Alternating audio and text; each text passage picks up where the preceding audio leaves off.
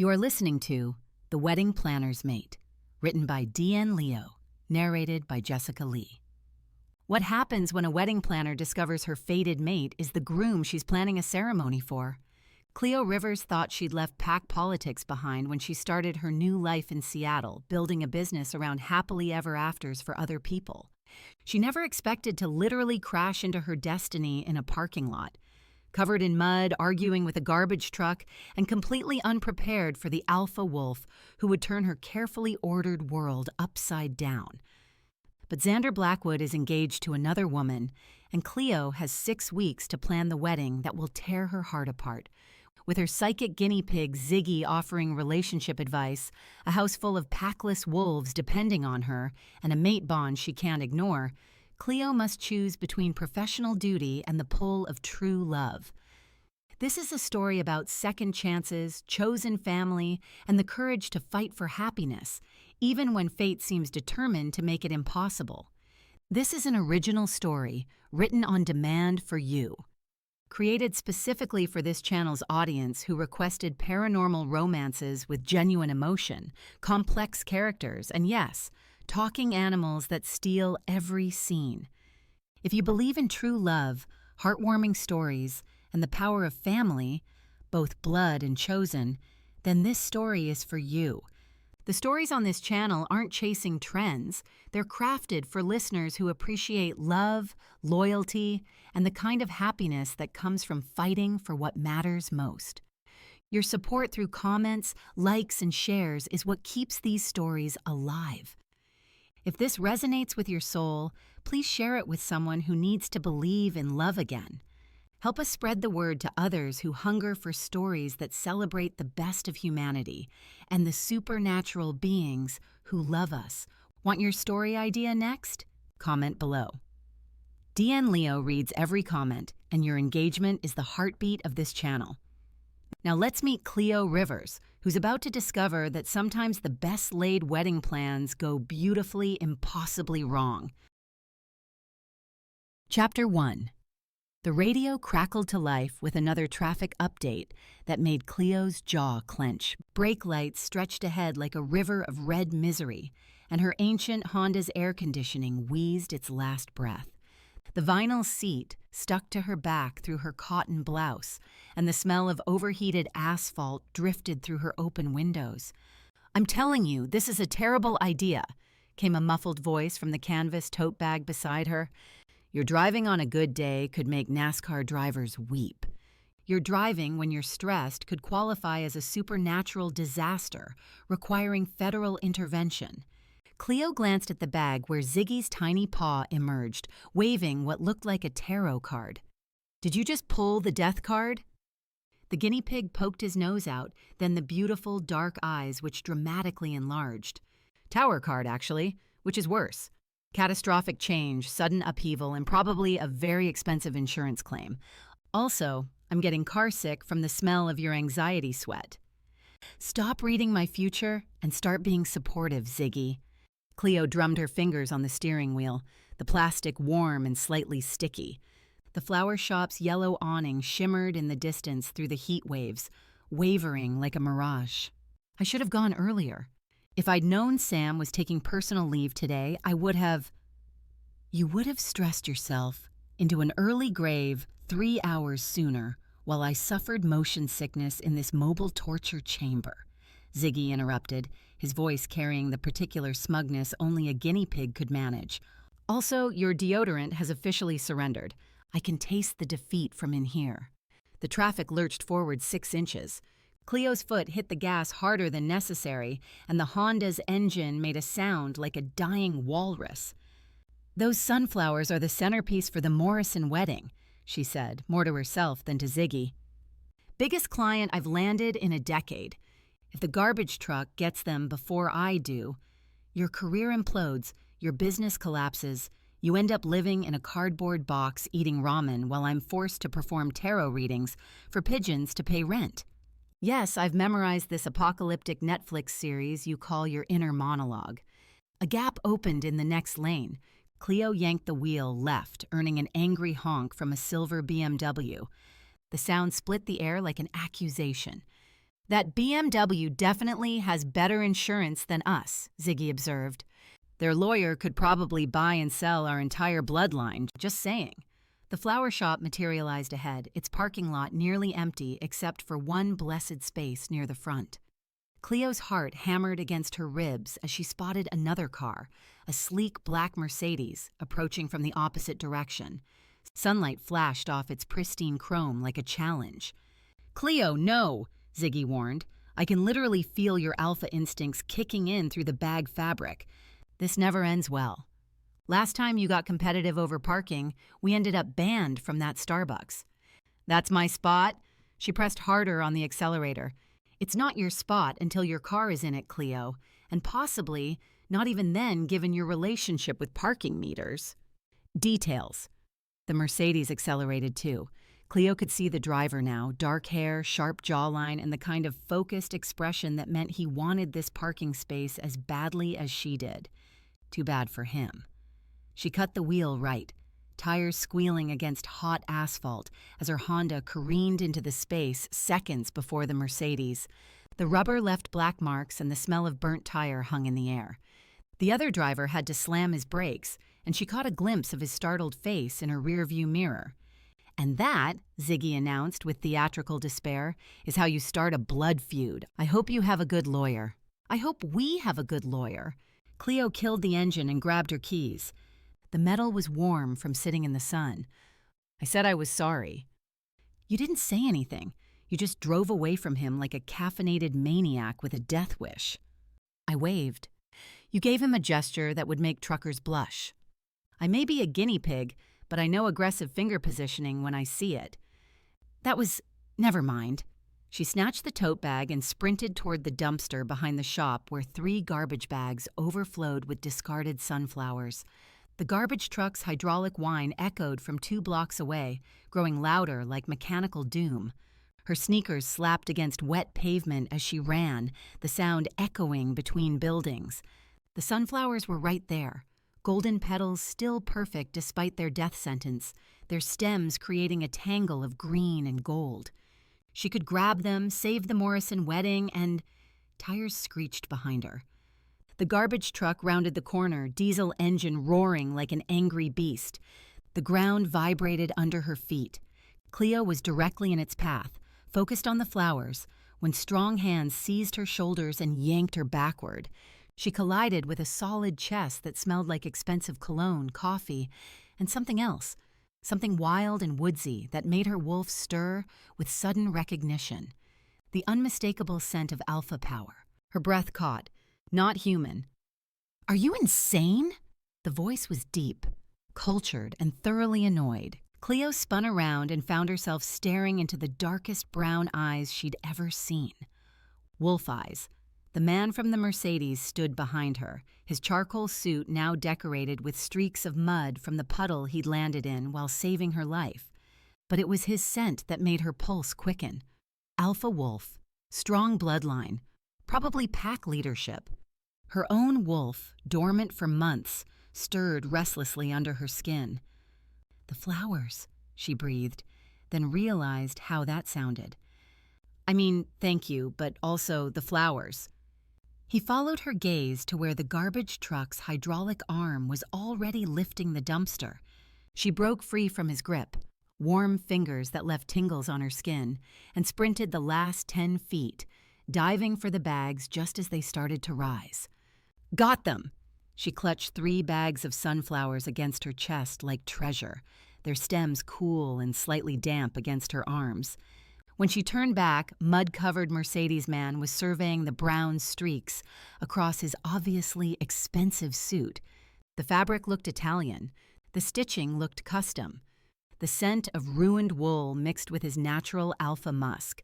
The price tag probably matched her monthly rent. "I'm so sorry." She set the flower bags down carefully and reached for her wallet, fingers trembling slightly from the adrenaline and his proximity. "I can pay for dry cleaning." "Well, I can pay for some dry cleaning. Maybe not all of it, depending on how much Italian wool costs to restore to its former glory. It's fine." He brushed at a particularly large mud stain, which only made it worse, though my afternoon meeting just became impossible. Sorry, and I really mean it, about the dry cleaning. Here." She reached inside her tote bag, then remembered that it was her everyday bag, not a professional one. She had no business cards in this bag, just Ziggy and a few personal items she didn't think he wanted to see. She gave up on a formal introduction. "Don't worry about it. I need to leave now, anyway," the man said with a slight smile that didn't quite reach his eyes. Something in his voice made her study his face more carefully. Strong jaw, straight nose, and those eyes that seemed to see everything. The alpha confidence was unmistakable now, the way he held himself, the subtle dominance in his stance. Her wolf recognized his wolf, and the pull was magnetic. "Thanks for saving my life. Death by garbage truck isn't how I want to be remembered." "You saved some flowers." "Very important flowers." She nodded. "Life or death flowers, apparently." She smiled. "The most dangerous kind." His mouth quirked upward for just a moment before he caught himself, and she caught another wave of his scent, warm and complicated and entirely too appealing. "I should go. Good luck with your flower emergency." She watched him walk back to his Mercedes, noting the confident stride and the way he held his shoulders. Definitely alpha. Definitely trouble. Definitely the kind of wolf her mother would have approved of for bloodline purposes. Also definitely the most attractive man she'd encountered in months. "Stop mentally undressing the stranger," Ziggy whispered from the tote bag. "Your pheromones are so loud, I'm getting a contact high. Also, did you just whimper? Please tell me you didn't just whimper at a man in a parking lot." "I'm not." "You're practically broadcasting available female wolf on every frequency. I'm a guinea pig, and even I can smell your interest. It's concerning for my delicate sensibilities." Cleo grabbed the flower bags and headed for her car. Right, work, focus. But she couldn't resist one last glance at the Mercedes as it pulled away, and her wolf gave a small, disappointed whine. An hour later, Cleo stood in her office arranging the rescued sunflowers in a crystal vase while Ziggy supervised from his custom terrarium desk setup. The air conditioning hummed steadily and the flowers' sweet scent filled the room. "They do look spectacular," he admitted, nibbling a carrot stick with delicate crunches. "Almost worth risking vehicular homicide and what appeared to be a minor nervous breakdown over alpha pheromones." "I didn't have a nervous breakdown. Okay, maybe a little." She adjusted the stems, creating the perfect cascade of golden blooms. "But look at this. The Morrisons are going to die." "Speaking of dying, you should probably change before the client meeting. You have mystery alpha mud on your shirt. Also, you still smell like attraction and poor life choices." Cleo looked down. Sure enough, brown smudges marked where she'd pressed against mysterious Mercedes man's chest. 5 minutes, she muttered, disappearing into her office bathroom. The water ran cold against her hands as she scrubbed, but she could still catch traces of his scent on her skin. When she emerged in a fresh blazer, Ziggy had spread his tarot cards across his platform in an elaborate pattern. "What's the verdict?" she asked, checking her reflection. "The cards say, today is going to be very eventful." He tapped the card in the center with one tiny paw. "Also, you're going to meet someone important. Probably someone who smells like expensive cologne and questionable parking decisions." "I already met him, Mudman." "Right. But the juicy bit is, the cards think he's more significant than you realize. They're practically vibrating with romantic possibility. It's nauseating for someone of my refined palate." Cleo grabbed her purse and presentation materials. "The cards think a lot of things. Yesterday they predicted I'd inherit a fortune." "I found that $20 bill in your jacket pocket, didn't I?" "That was already my $20. The cards work in mysterious ways. Also, that 20 bought me premium pellets, so I'm not questioning the divine financial system." The Rising Sun House sat on Maple Street like a cheerful yellow beacon, its wraparound porch decorated with hanging planters full of, naturally, sunflowers. The wood creaked pleasantly under her feet as she climbed the steps, and the smell of Elena's fresh-baked cookies drifted through the screen door. 5-minute check-in, she promised Ziggy, who'd already started reading his cards again. The front door opened before she could knock, revealing Elena, a petite brunette whose wolf had been cast out from her birth pack for refusing an arranged mating. "Cleo!" Elena's smile was sunshine itself. "And Ziggy, we were hoping you'd stop by." "Grocery delivery," Cleo said, hefting the bags. The paper crinkled as she shifted them. "And rent check. You don't have to keep—" "Yes, I do." Cleo pressed the check into Elena's hand. Everyone deserves a safe place to land. The house hummed with quiet activity. The old floorboards creaked comfortably under her feet, and the scent of packmates, chosen family, wrapped around her like a warm hug. Marcus, a former alpha who'd left his pack to care for his human mother, looked up from his laptop at the kitchen table. Sarah waved from the living room where she was reading to her 5-year-old daughter, both of them refugees from an abusive alpha mate. This was why she'd given up her birthright, so wolves like these could have somewhere to go when the pack system failed them. "Ziggy's doing readings later," Elena announced, and the guinea pig preened in his bag. "Only if there are premium snacks involved," Ziggy declared. "I have standards. My tarot abilities don't work on budget carrot sticks. It's a spiritual limitation that affects my mystical accuracy." "There are always premium snacks when you're here," Sarah laughed. Cleo checked her watch. "I have to run, but I'll be back this weekend for house meeting." "Drive carefully," Marcus called.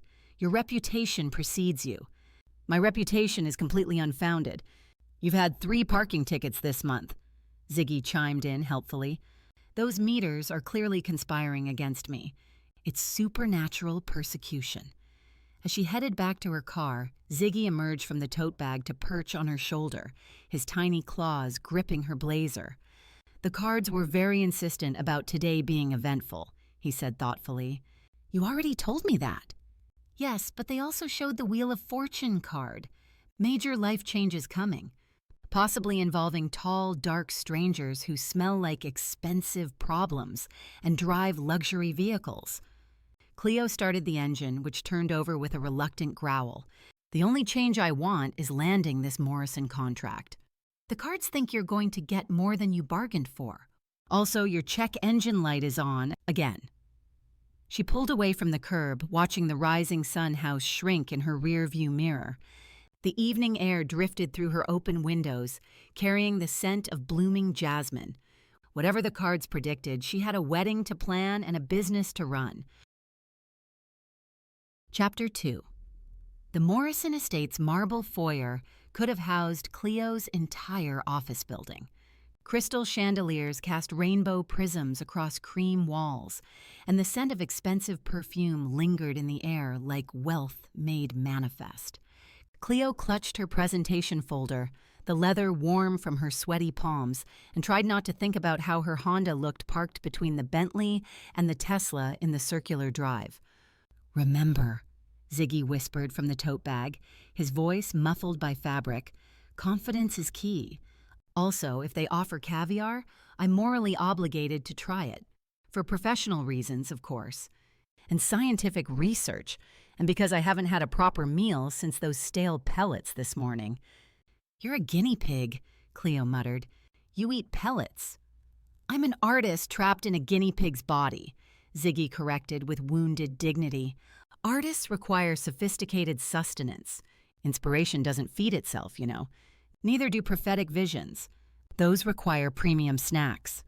A woman emerged from the sitting room, heels clicking against marble, and Cleo's breath caught.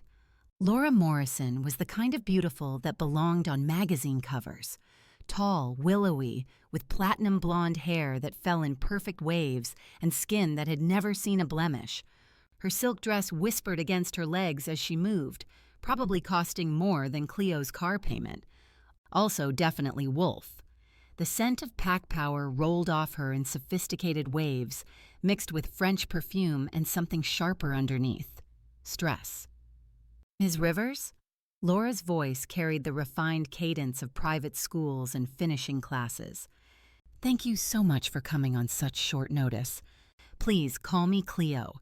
She shifted the flower arrangement to shake hands, noting Laura's grip was firm but trembling slightly.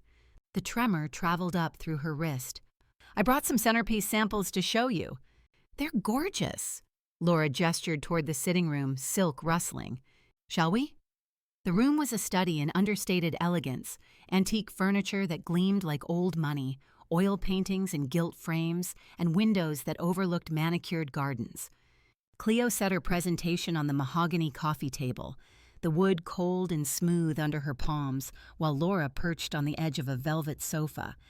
I have to admit, Laura began, then stopped, pressing her lips together until they went white. Wedding nerves? Cleo asked gently, arranging the sunflowers in their crystal vase. The petals brushed her fingertips like velvet. It's completely normal. Even the most excited brides experience some anxiety. It's not just nerves. Laura's hands twisted in her lap, the silk of her dress catching the afternoon light streaming through tall windows. See, it's everything. The guest list, the politics, the expectations. Sometimes I feel like I'm planning a merger instead of a wedding. Cleo recognized the signs: shallow breathing that barely lifted Laura's chest, rapid pulse visible at her throat, the slight tremor in her voice that spoke of sleepless nights. Classic pre-wedding panic symptoms, though something deeper lurked beneath the surface. The scent of stress mixed with Laura's expensive perfume, creating an almost metallic tang that made Cleo's wolf restless. "Tell me about your vision for the day," Cleo said, settling into the chair across from her. The leather creaked softly, a warm sound in the pristine room. "What made you choose sunflowers?" "They represent loyalty, devotion." Laura's voice dropped to barely above a whisper, as if the words themselves were fragile, things that are supposed to last forever. "They also represent strength, resilience." Cleo leaned forward, the leather groaning under her movement. Sunflowers always turn toward light, even in difficult conditions. From the tote bag came a soft rustling sound, followed by Ziggy's muffled voice. The cards are practically screaming emotional breakthrough moment. "Also, is that imported cheese I smell?" My psychic abilities work significantly better with proper nutrition. I'm talking artisanal, aged cheddar at minimum. None of that processed nonsense. Laura blinked, her perfectly applied mascara creating dark shadows. Did something just speak from your bag?" Cleo sighed and opened the tote bag. Ziggy emerged with what could only be described as dramatic flair, a tarot card clutched between his tiny paws like a miniature sword. "Laura Morrison, meet Ziggy," Cleo said, rubbing her temple where a headache was forming. "My business partner, an occasional voice of questionable wisdom." "Your guinea pig reads tarot?" Laura's eyes went wide, and for the first time since Cleo arrived, genuine curiosity replaced the anxiety threading through her scent. "Among other things," Ziggy said solemnly, holding up the card. The sun, like a tiny herald announcing victory. "Professional fortune teller, spiritual advisor, and connoisseur of fine foods. The cards say your wedding day will be radiant. Assuming we can work through whatever's making you hyperventilate into this very expensive sofa. Also, I don't suppose you have any artisanal crackers? Prophecies work up quite an appetite." Laura stared at him for a long moment, then burst into laughter. The sound bubbled up from somewhere deep inside, genuine and unguarded, completely transforming her face. Her shoulders dropped from their rigid position near her ears. "This is the most surreal conversation I've ever had. Wait until he starts giving relationship advice," Cleo muttered, spreading her presentation materials across the polished mahogany surface. The papers whispered against the wood. "I only give advice when properly compensated," Ziggy announced, preening his whiskers with one tiny paw. "The spiritual realm operates on a strict snack-based economy. Very strict. No exceptions. I once had to refuse a reading because someone offered me carrot sticks." "Carrot sticks, Cleo, as if the universe accepts vegetables as payment." Laura wiped her eyes, still smiling. The tension lines around her mouth had softened. "I needed that. I've been so wound up about everything being perfect that I forgot weddings are supposed to be joyful." Cleo opened her presentation folder, the paper crisp between her fingers. "Perfect is overrated. Meaningful is what matters. Look at this." She gestured to a photo of a ceremony arch woven with sunflowers and white roses, the golden blooms creating natural spotlights against the green foliage. The image captured light filtering through petals, creating warm pools of gold. "Oh," Laura breathed, leaning forward. Her fingertips brushed the photo's edge, the paper crinkling slightly under the pressure. "It's beautiful." "The sunflowers will catch the light during your ceremony," Cleo explained, indicating another photo showing long tables adorned with varying heights of sunflower arrangements. "We can carry the theme through to the reception with these centerpieces. Rustic elegance, but sophisticated enough for your guest list." "It's perfect." Laura touched one of the sample flowers, her fingers gentle against the velvet petals. "How did you know exactly what I wanted?" "Experience, and a good understanding of what makes people happy." Cleo smiled, watching color return to Laura's cheeks like watercolor bleeding back into pale paper. "Though I have to say, your energy suggests you're dealing with more than normal wedding stress." Laura's expression shifted, becoming more guarded. The tension crept back into her shoulders, pulling them upward. "You can sense that?" "I can sense a lot of things. Comes with the territory." Laura leaned forward, studying Cleo's face with new intensity. The afternoon light caught the intelligence in her blue eyes. "I can feel power from you." "What's your lineage, Cleo?" The familiar tightness gripped Cleo's chest like a vice. Her wolf stirred restlessly, recognizing the probing question that always came when pack wolves sensed her bloodline. The room suddenly felt smaller, airless. "I left all that behind. Ancient history. But your bloodline doesn't matter now." Cleo's voice carried just enough finality to close the subject, though her hands trembled slightly as she straightened papers in her folder. "What matters is making your day everything you want it to be." Laura nodded slowly, though curiosity still flickered in her eyes like flame behind glass. "You're right, the past doesn't define us, does it? Not unless we let it." "The cards approve of this philosophical breakthrough," Ziggy announced, shuffling through his deck with impressive dexterity for someone with paws. "They're also suggesting we discuss catering options, specifically options that might include guinea pig-appropriate appetizers. I'm thinking a cheese course, multiple varieties, perhaps some of those little crackers with the herbs on top." "I think I'm going to love working with you both," Laura laughed, the sound lighter now, like wind chimes in a gentle breeze. "Yes, to everything. The sunflowers, the arrangements, all of it. When can we start?" "Immediately." Cleo pulled out her contract folder, the papers crisp between her fingers. "I'll need a guest count, venue details, and—" The sitting room door opened with a soft click, followed by footsteps on marble. "Laura, I'm sorry I'm late," a familiar voice called. "The meeting ran over and then I had to stop home to change." The voice hit Cleo like ice water in her veins. Every muscle in her body went rigid. The papers in her hands suddenly felt heavy as lead, and her wolf began pacing under her skin with increasing agitation. Mystery Mercedes Man stood in the doorway, no longer mud-covered but somehow even more devastating in a fresh navy suit that hugged his shoulders. His dark hair was still slightly damp, droplets catching the crystal chandelier's light, and the scent of expensive soap mixed with his natural alpha musk filled the room like a physical presence. Those brown eyes locked onto hers, and she watched recognition flicker across his features like lightning. The silence stretched like a pulled wire, ready to snap. "Cleo, this is my fiancé, Xander," Laura said, her voice seeming to come from very far away.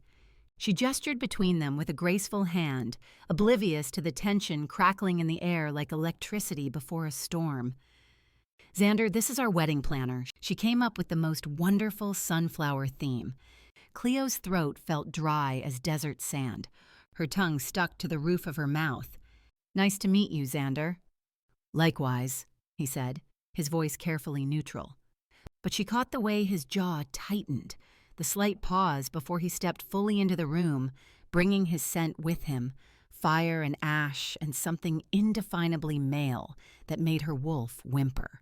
"And she has the most amazing little friend," Laura continued, her excitement bubbling over like champagne. "Ziggy reads tarot cards." My reading services are very reasonable, Ziggy said, his voice pitched slightly higher than usual. Even he seemed to sense the undercurrents in the room, the way the air had thickened. I also accept payment in premium snacks, particularly aged cheeses. I have excellent taste in dairy products. Xander's gaze flicked to the guinea pig, then back to Cleo. Something unreadable passed across his features. Surprise, recognition, and something else that made her chest tight. Fascinating. The word fell flat in the elegant room, landing with all the grace of a dropped brick. From her peripheral vision, Cleo watched Ziggy frantically shuffle his cards, the tiny sound unnaturally loud in the suddenly thick atmosphere. The wedding plans look beautiful, Xander said after a moment that stretched too long. He moved to stand behind Laura's sofa, one hand settling on her shoulder. His long fingers curved over the silk, and the casual touch sent an unexpected stab through Cleo's chest. Very bright. They represent loyalty, Laura explained, tilting her head to smile up at him. The movement exposed the curve of her neck, elegant as a swan's. And devotion. Perfect, Xander murmured, though his eyes remained fixed on Cleo. Something flickered in their depths, recognition, braininess, and something else that made the air between them vibrate with tension. The room felt too small, the air too thin. Cleo gathered her scattered contracts, the paper rustling loudly in her suddenly clumsy fingers. Her hands shook slightly as she shuffled the pages. I should let you both review the proposal. Take your time, discuss it, and call me with any changes. No changes needed, Laura said quickly, her hand covering Xander's where it rested on her shoulder. The rings on her fingers caught the light.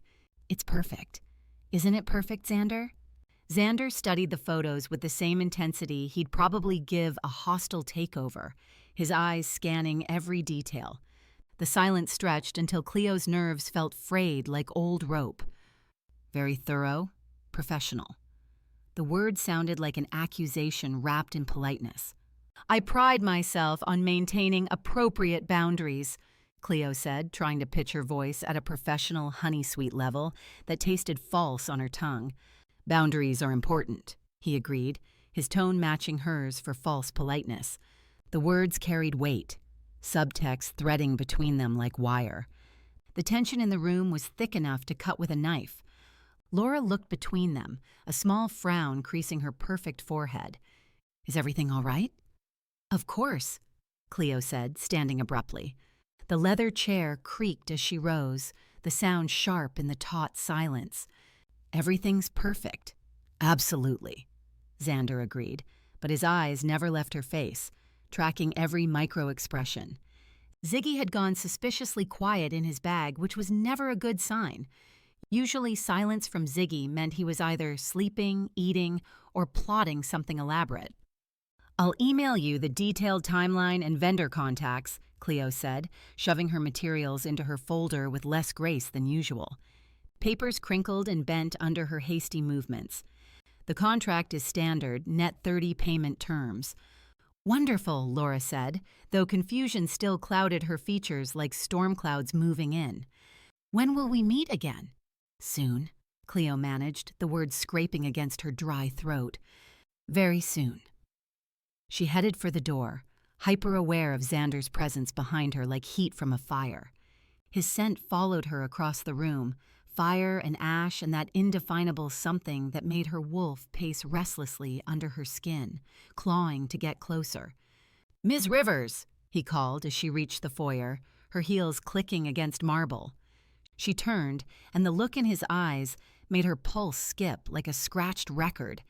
Yes? Thank you, he said quietly, his voice dropping to something more intimate. For making her happy. The sincerity in his voice almost undid her completely. Her chest ached with something she couldn't name. That's what I do. Something passed between them in the marble foyer. Understanding, regret, and a dangerous pull she couldn't afford to acknowledge. The air between them seemed to shimmer with possibility. Drive carefully, he added, his gaze lingering on her face. I always do.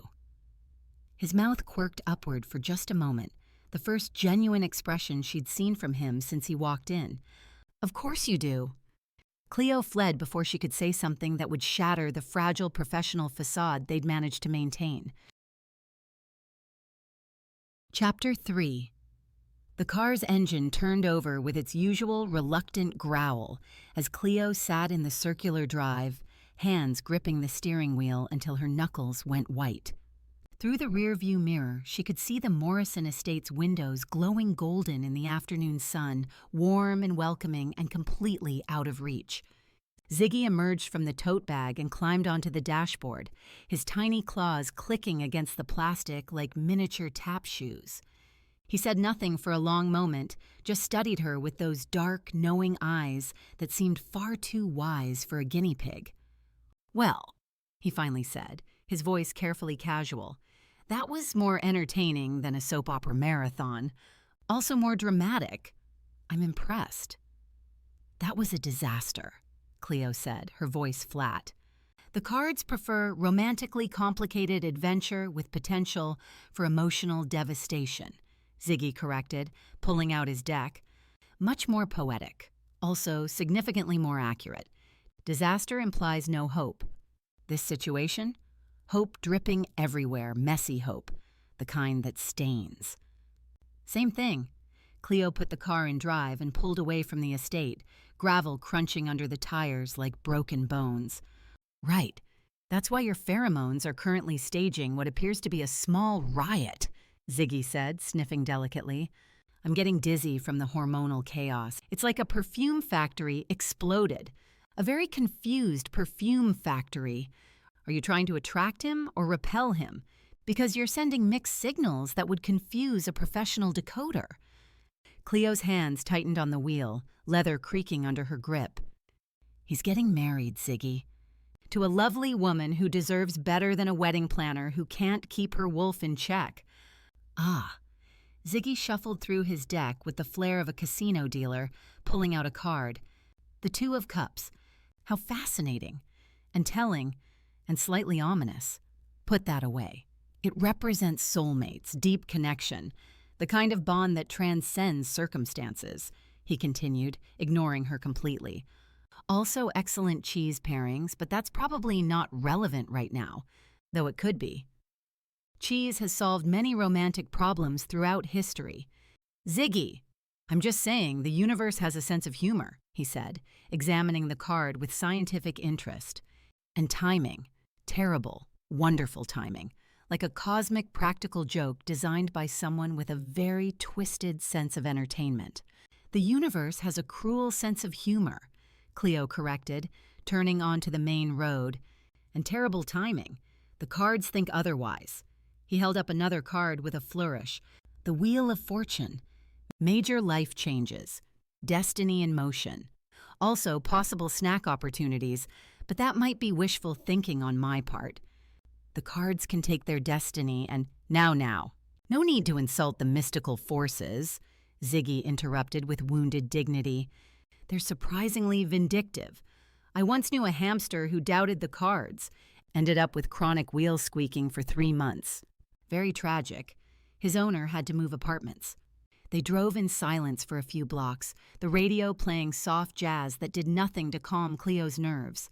She could still smell traces of Xander's cologne on her clothes from their brief encounter in the parking lot, leather and something darker that made her wolf whimper. "You know," Ziggy said thoughtfully, preening his whiskers, "I've never seen you react to anyone like that." "Like what?" "Like your wolf was ready to claim him right there in Laura's sitting room," he said matter-of-factly. "You were practically vibrating with want. I thought you might spontaneously combust. Very dramatic, also potentially messy." Heat flooded Cleo's cheeks like spilled wine. "It wasn't me, it was my wolf."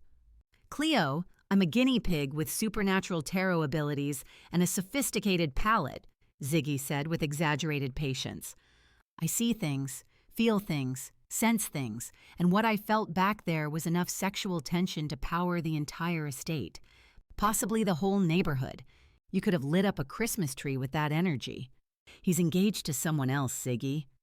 "And he looked at you like you hung the moon," Ziggy pointed out, with stars around it, and maybe a few comets for decoration. Very romantic cosmic display. Don't you think Laura could feel the energy crackling between you two?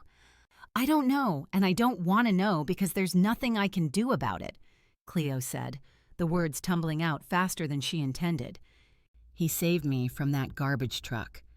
As soon as our hands touched, my wolf growled. And his reacted too. I could feel it, but I can't explain it. And now he has a fiancée who should technically be his mate, who should have a stronger connection to him. No, not true, Ziggy interrupted, shuffling his cards with obvious agitation. They only have a strong bond if their connection was genuine. You know this, Cleo. Pack politics doesn't create true mate bonds. It creates very expensive weddings and moderately comfortable marriages. You're saying their marriage is a pack arrangement? I'm not saying anything, Ziggy said innocently. My cards aren't saying anything either, because it's as obvious as a neon sign in Times Square. A very large, very bright neon sign with flashing arrows, and possibly a Mavachi band for emphasis. Even if their engagement is pack politics playing matchmaker, that's none of our business, Cleo said, taking a turn too sharply. The tires squealed in protest. Remember my client's 3 weddings ago? The Sinclair wedding? They hadn't even met before the ceremony. And the result? They sent me honeymoon photos last week. They're blissfully happy and she's pregnant. So who are we to say arranged pack marriages don't work? Wow, Ziggy breathed. Wow what? I've never heard you speak for an entire minute without breathing, he said with obvious fascination. And possibly without punctuation too, if this was in writing. Very impressive lung capacity. Also very telling defensive reaction. Defensive about what? The cards say, stuff the cards. Okay, fine. The universe says there are 2 things you can't control, and they send control freaks like you into absolute overdrive mode, Ziggy said with the patience of someone explaining basic physics to a small child. One is your heart, specifically what I'd call love at first sight, though that's probably too romantic a term for your cynical soul. And 2, your wolf claiming a mate. She's been howling mine at deafening decibel levels. You're suppressing her so others can't hear, but my sensitive ears and my cards are going deaf right now because of the racket. But as you mentioned, I don't have control over either of those, Cleo said, pulling into her office parking lot with more force than necessary. What am I supposed to do? Cleo killed the engine. The silence stretched between them, broken only by the tick of the cooling motor and the distant sound of traffic.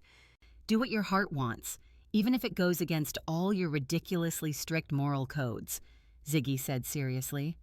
Alternatively, do what your wolf wants. In this case, same thing as what your heart wants. That's 2 against 1. They win. You lose, Cleo. Basic mathematics. He's getting married in 6 weeks. A lot can happen in 6 weeks, Ziggy said, reshuffling his deck. Epidemics, natural disasters, alien invasions, sudden attacks of common sense. The possibilities are endless. Nothing is going to happen, Cleo said firmly, grabbing her purse and presentation materials. I'm going to plan their wedding, make Laura happy, and keep my distance from temptation. Ziggy studied her with those dark, knowing eyes that had seen too much. The cards say otherwise. The cards are wrong. The cards are never wrong, he said with the confidence of someone who'd built a career on mystical proclamations. Sometimes they're cryptic. Occasionally they're unhelpfully vague, but never wrong. It's like their whole thing, very reliable, unlike your judgment in romantic matters. Cleo grabbed her purse, leather creaking under her grip. Come on, we have work to do. Her phone buzzed against her palm, vibrating like an angry bee.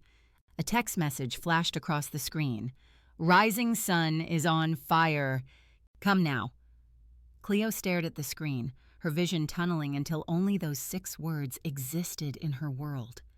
Ziggy, she whispered, her voice barely audible over the blood rushing in her ears. What is it? His voice sharpened, all teasing gone. She held up the phone with a trembling hand. Rising sun is burning. Chapter 4. The acrid smell of smoke hit Cleo's nose 3 blocks away from Rising Sun House, sharp and bitter like burned coffee mixed with melting plastic. Her heart hammered against her ribs as she pressed harder on the accelerator, the Honda's engine whining in protest like a wounded animal. "That better not be what I think it is," Ziggy muttered from his perch on the dashboard, his tiny claws gripping the plastic with white-knuckled determination. "Because if someone ruined my favorite napping spot, I'm going to be very unreasonable. And possibly vindictive." Orange flames licked at the kitchen window of the yellow house like hungry tongues, and dark smoke billowed from the back door in thick, choking clouds. The sight punched the air from Cleo's lungs. Her wolf surged forward, alpha instincts overriding everything else. Logic, caution, self-preservation. She slammed the car into park before it had fully stopped and sprinted toward the chaos, gravel crunching under her feet. "Elena!" she shouted, her voice cutting through the evening air like a blade. "We're out here!" Elena's voice came from the front yard, where the residents had gathered in a tight cluster. Marcus held Sarah's 5-year-old daughter, Amy, against his chest, while Sarah clutched a singed dish towel, tears cutting clean tracks through the soot staining her cheeks. The smell of fierce sweat mixed with smoke, creating a cocktail that made Cleo's wolf pace anxiously. "What happened?" Cleo demanded, already cataloging the damage with tactical precision. Flames visible in 2 windows, smoke pouring from the back door, but no structural collapse yet. "Kitchen fire," Marcus said, his voice tight with barely controlled panic. Ash smudged his forehead where he'd wiped away sweat. "Started with the stove, spread to the curtains. Fire department's on the way, but we can't wait," Cleo finished, already moving toward the house. The smoke was thickening by the second, and she could hear something crackling inside that sounded expensive to replace, probably the wooden cabinets she'd helped install last spring. "Cleo, no!" Elena grabbed her arm with desperate strength, fingernails digging through fabric to skin. "It's too dangerous." "I've got this." Cleo shook her off with more gentleness than the words implied, her voice carrying the kind of calm authority that made people step back and trust her judgment. The heat hit her like walking into an oven cranked to maximum. Sweat beaded instantly on her forehead. She dropped to her hands and knees, the hardwood floor warm against her palms, and crawled beneath the worst of the smoke toward the kitchen. The air down low was clearer but still thick enough to make her eyes stream. The flames had spread from the stove to the wooden cabinets Marcus had spent 3 weekends painting last month, but they weren't fully established yet. Still manageable, if she acted fast. Orange light danced across the walls like demented shadows. She yanked open the cabinet under the sink, the one she'd insisted they install the fire extinguisher in 6 months ago, despite everyone's protests about paranoia, and grabbed the red cylinder. The metal was warm, but not yet hot enough to burn her palms. "Come on," she muttered, pulling the pin with a sharp metal click and aiming the nozzle at the heart of the flames.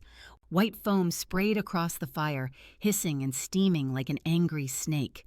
The flames fought back, flaring higher for a moment as if insulted by her audacity, before the extinguisher's chemicals began winning the battle.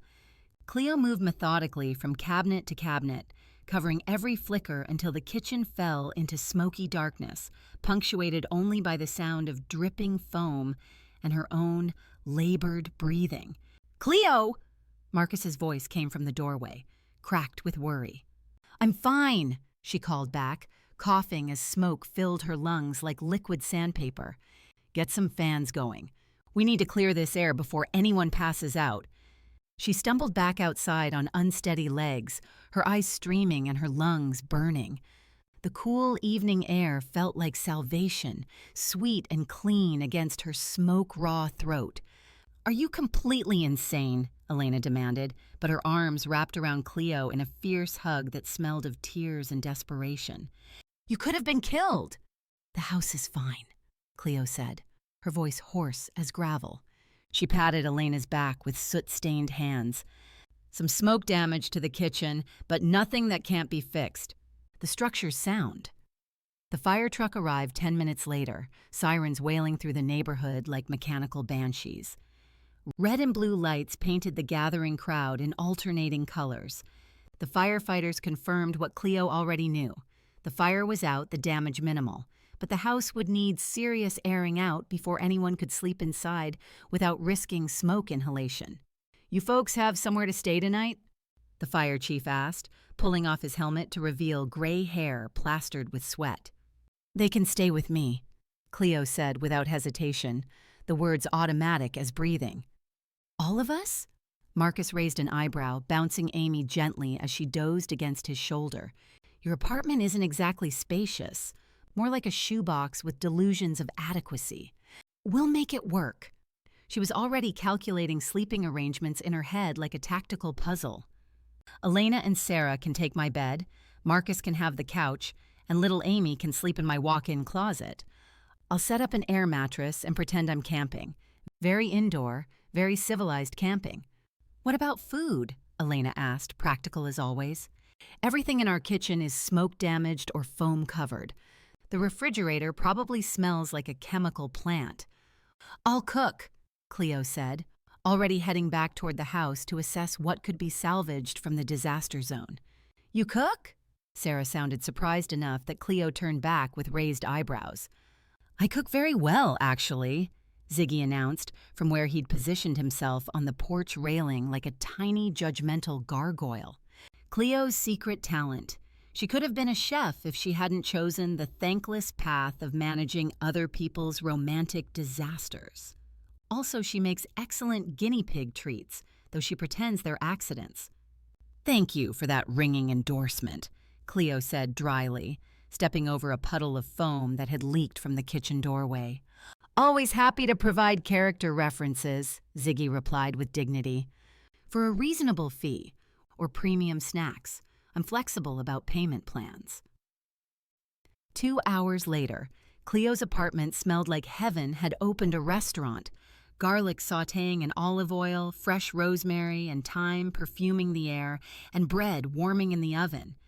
She'd raided her freezer and pantry to create a feast that could feed 6 people and still have leftovers, while her guests made themselves at home in her living room. Her small space had transformed into something warm and alive. Elena curled in the corner of the couch with Amy sleeping across her lap, one hand stroking the little girl's dark hair.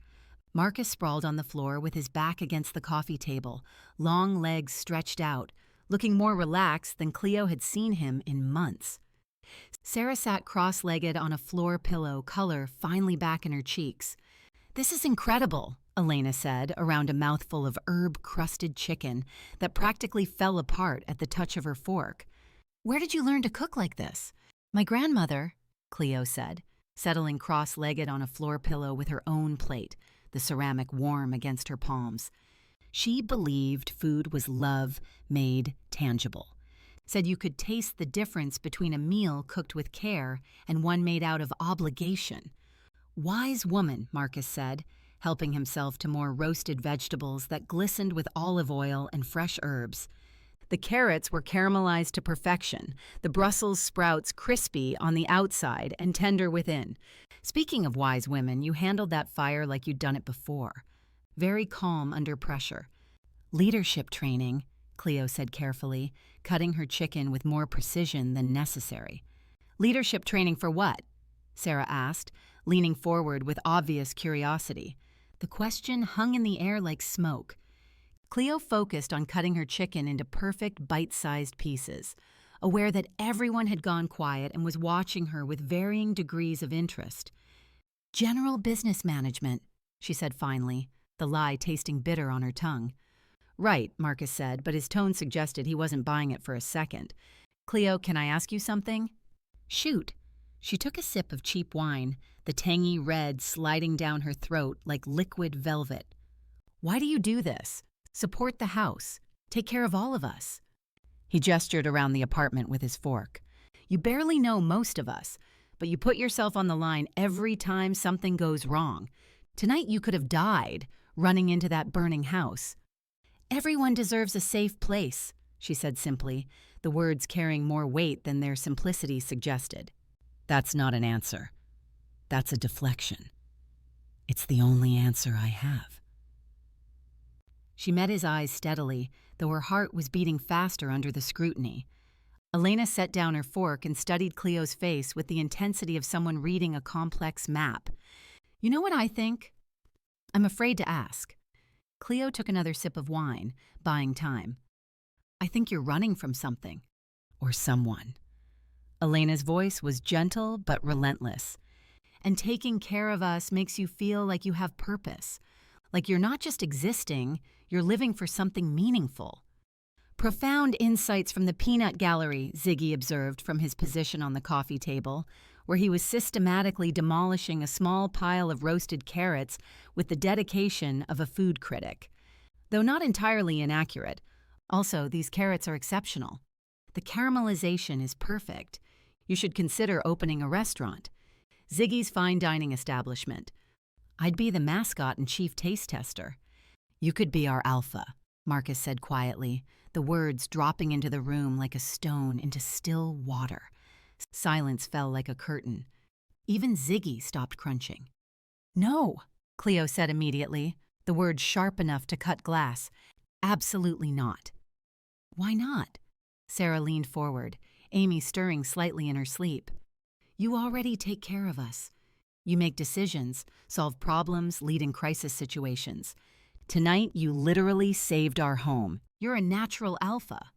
I didn't walk away from one pack just to recreate the same power structure somewhere else, Cleo said firmly, setting down her fork with a decisive click.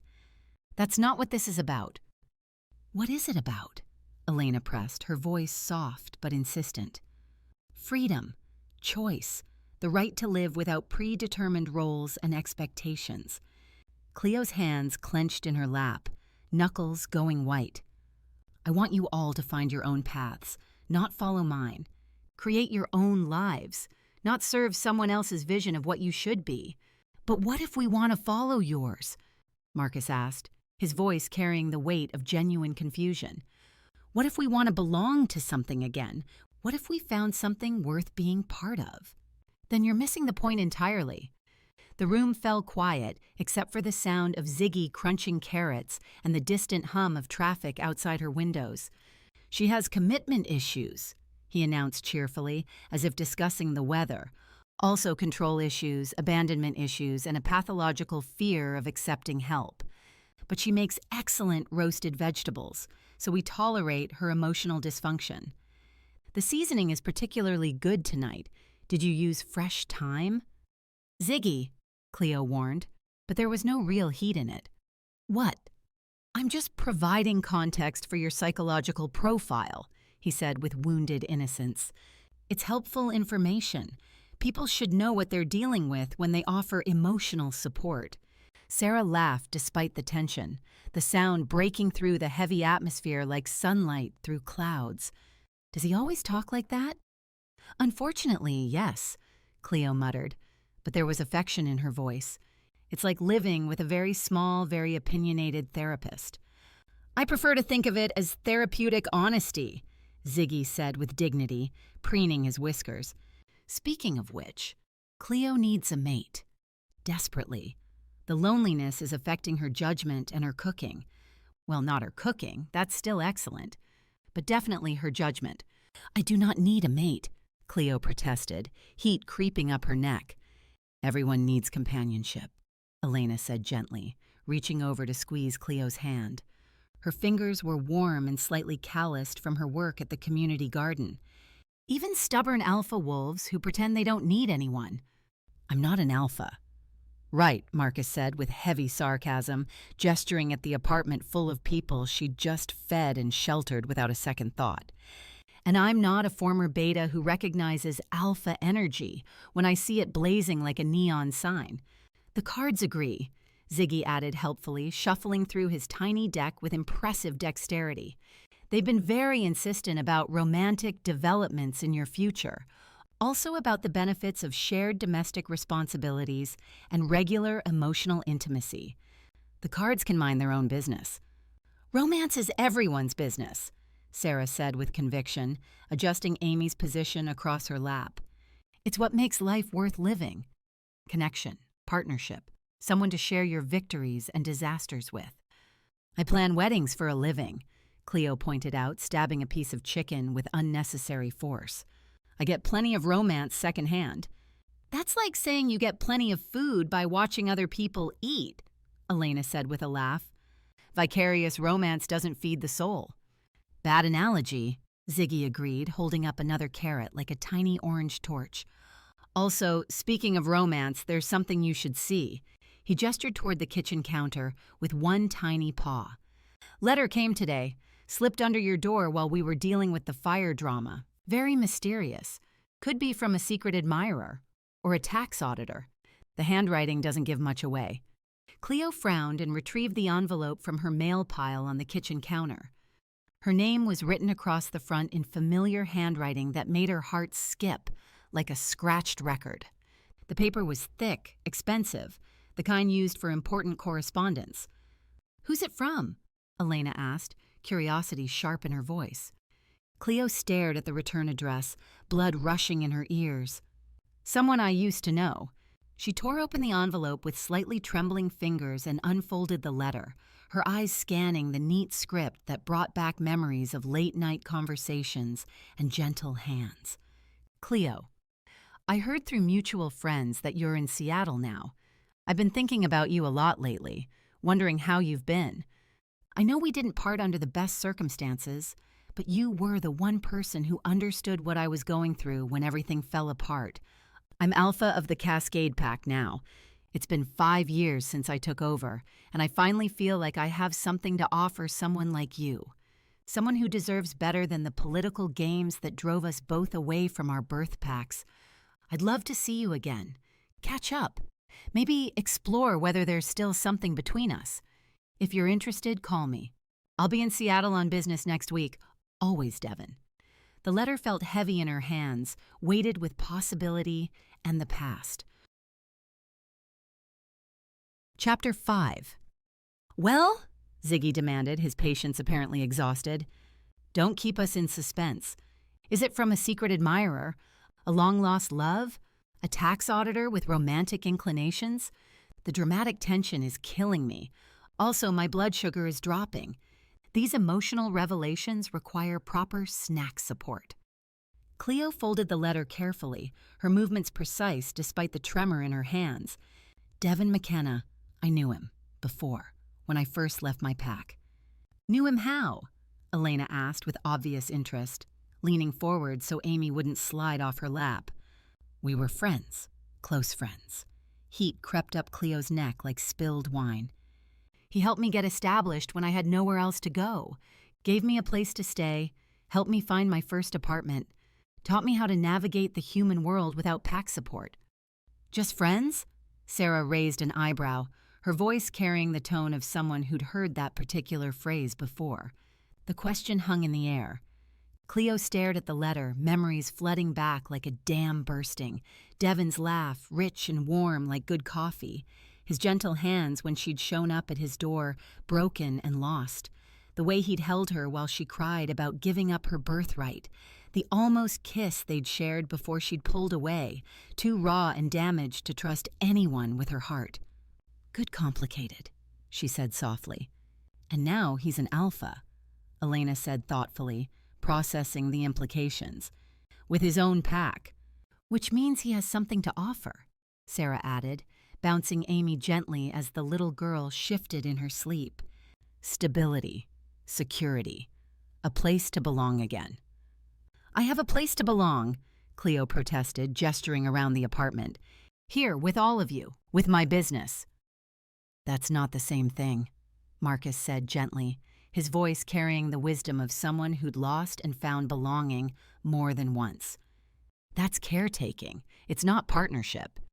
"The cards think this Devin fellow has excellent timing," Ziggy announced, shuffling through his deck with theatrical flair. "They're practically glowing with romantic possibility, also with images of expensive dinners and comfortable living situations." "Really?" Cleo looked at him suspiciously, recognizing his tone. "Well, no.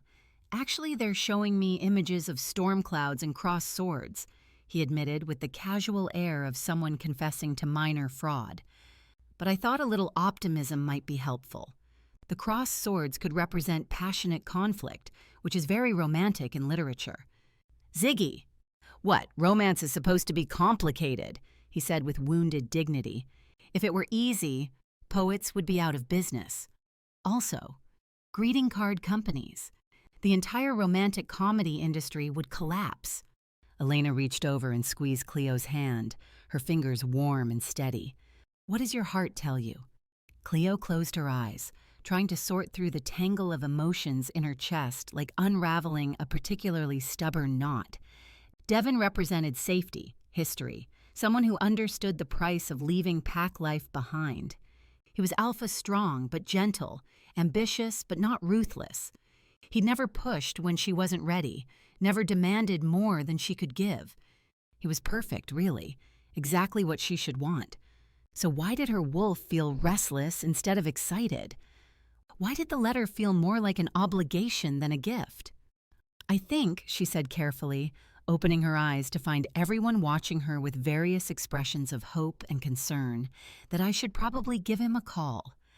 That's my girl, Sarah said with satisfaction, beaming like a proud mother.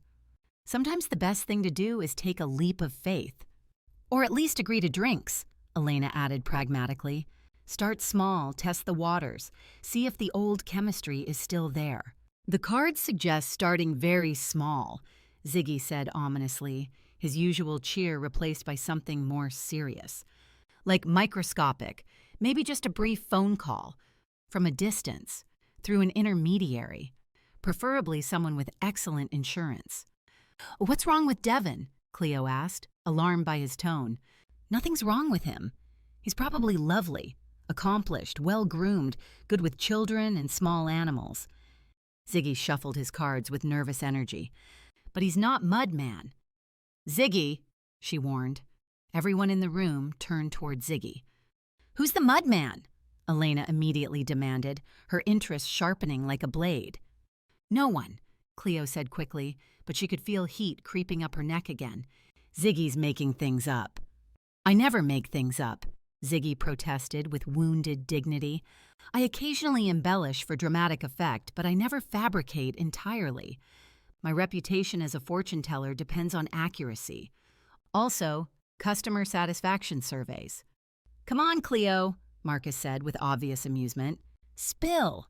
A client's fiancé, Cleo said firmly, carrying the stack of plates toward the kitchen with perhaps more force than necessary. Off-limits, inappropriate, and completely irrelevant to this conversation. Ah, Elena said, with the satisfaction of someone solving a puzzle. So that's why you need Devon, to distract you from the one you can't have. I don't need anyone to distract me from anything, Cleo called from the kitchen, running water over the plates with unnecessary vigor. Right, Sarah said knowingly. That's why you're scrubbing those plates like you want to remove their molecular structure. Cleo looked down and realized she was indeed attacking the innocent ceramic with more aggression than dirty dishes required. She forced herself to relax her grip on the sponge. Devon is a good man, she said, returning to the living room. We have history, common ground, similar experiences with pack politics and family expectations. It makes sense. Sense is overrated, Ziggy observed, climbing onto her shoulder as she settled back onto her floor pillow. Passion is much more interesting, also more profitable for fortune tellers. Sensible relationships don't require nearly as much guidance. Passion is what gets people into trouble, Cleo said. Passion is what makes life worth living, Elena countered, her voice fierce with conviction. Without it, we're just going through the motions, just existing instead of truly being alive.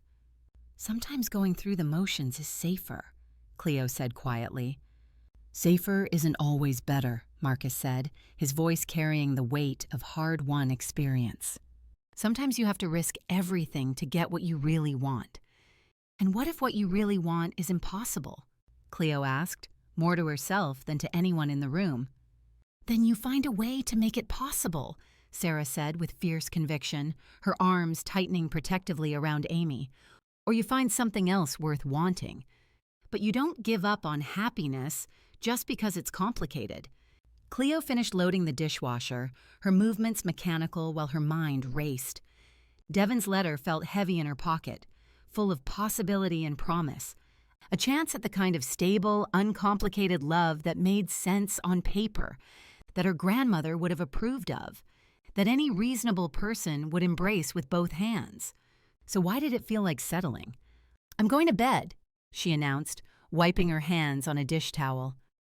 "Elena and Sarah, you're in my room. Fresh sheets are already on.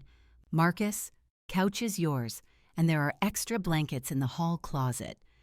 Amy, I've set up pillows and blankets in the walk-in closet. It'll be like camping, but with better climate control." "Where are you sleeping?" Elena asked with concern. "Air mattress in the living room. I'll be fine. I've slept on worse." "You don't have to give up your bed for us, Cleo," Sarah protested, struggling to stand without waking Amy. "We're the ones imposing on your space." "Yes, I do. You're my guests." "We're your pack," Marcus corrected quietly, the words carrying weight in the small room. "You're my friends," Cleo said firmly, though something warm unfurled in her chest at his words. "And friends take care of each other." She headed toward her bedroom to gather pajamas and toiletries, aware that everyone was watching her with varying degrees of concern and speculation. "Cleo?" Elena called softly. "Yeah?" "Whatever you decide about Devon, make sure you're choosing him for the right reasons. Choose him because you want him, not because he's safe." Cleo nodded and disappeared into her bedroom, Devon's letter still burning in her pocket like a promise or a threat. She could hear her guests settling in for the night, the soft murmur of conversation, Sarah tucking Amy into the makeshift bed in the closet, Marcus arranging cushions on the couch. Her apartment had never felt so full of life. Behind her, she could hear Ziggy entertaining everyone with elaborate tarot readings, his voice carrying the particular tone he used when he was trying to distract people from uncomfortable truths. "The cards say Marcus will find love in an unexpected place," he announced dramatically, "possibly involving baked goods or a library. The images are somewhat unclear, but definitely carbohydrate adjacent." Laughter filled her small space, warm and genuine and completely at odds with the uncertainty churning in her chest. Some things, apparently, even tarot cards couldn't make simple. But maybe, Cleo thought as she changed into pajamas in her empty bedroom, simplicity was overrated anyway. Chapter 6. The Morrison Estates conference room trapped them like a gilded cage bat. Mahogany gleamed under afternoon sun streaming through tall windows, wedding catalogs spread between them like landmines waiting to explode. Cleo's fingers drummed against her thigh. 3 taps, pause, 3 taps, the rhythm echoing her racing heartbeat, while Xander sat across the polished table, his cologne mixing with the rich leather scent of his chair. "Laura sends her apologies," Xander said, straightening a catering brochure that didn't need straightening. His long fingers smoothed the glossy paper with unnecessary precision. "Emergency board meeting. She trusts us to handle the details." "Of course," Cleo replied, her pen clicking once, twice. The sharp sound echoed in the too-quiet room like gunshots. Her wolf paced restlessly under her skin, agitated by his proximity, by the way his scent filled every breath. His eyes tracked the nervous gesture before returning to the vendor list. Dark eyes, wolf eyes, the kind that saw everything and revealed nothing. But she caught the way his pupils dilated slightly when he looked at her, the almost imperceptible flare of his nostrils as he breathed in her scent. "Catering first," she said, spreading photos across the mahogany surface. The glossy paper whispered against wood. Her sleeve brushed his hand as she reached for a brochure. Static sparked between them, or maybe something deeper, more primal. She jerked back as if burned, her skin tingling where they'd touched. "These look appropriate," he said, tapping the most expensive option without really looking, his attention fixed somewhere over her left shoulder. "Laura wanted something memorable," Cleo said, leaning forward to point at another photo. The movement brought her into his space, pine and leather and something indefinably male flooding her senses until she felt dizzy. The chef suggested salmon rosettes with "fine." The word came out sharp as broken glass, cutting through the thick air between them. Whatever she wants. Cleo's hands stilled on the photo, her fingertips pressing white against the paper. Don't you have an opinion? It's your wedding, too. My opinion is that Laura should have whatever makes her happy, he said, his voice carefully modulated, each word measured and weighed. That's not what I asked, she said, sitting back in her chair. The leather creaked softly under her movement. His jaw tightened, a muscle jumping beneath the skin like a trapped bird. What are you asking, Ms. Rivers?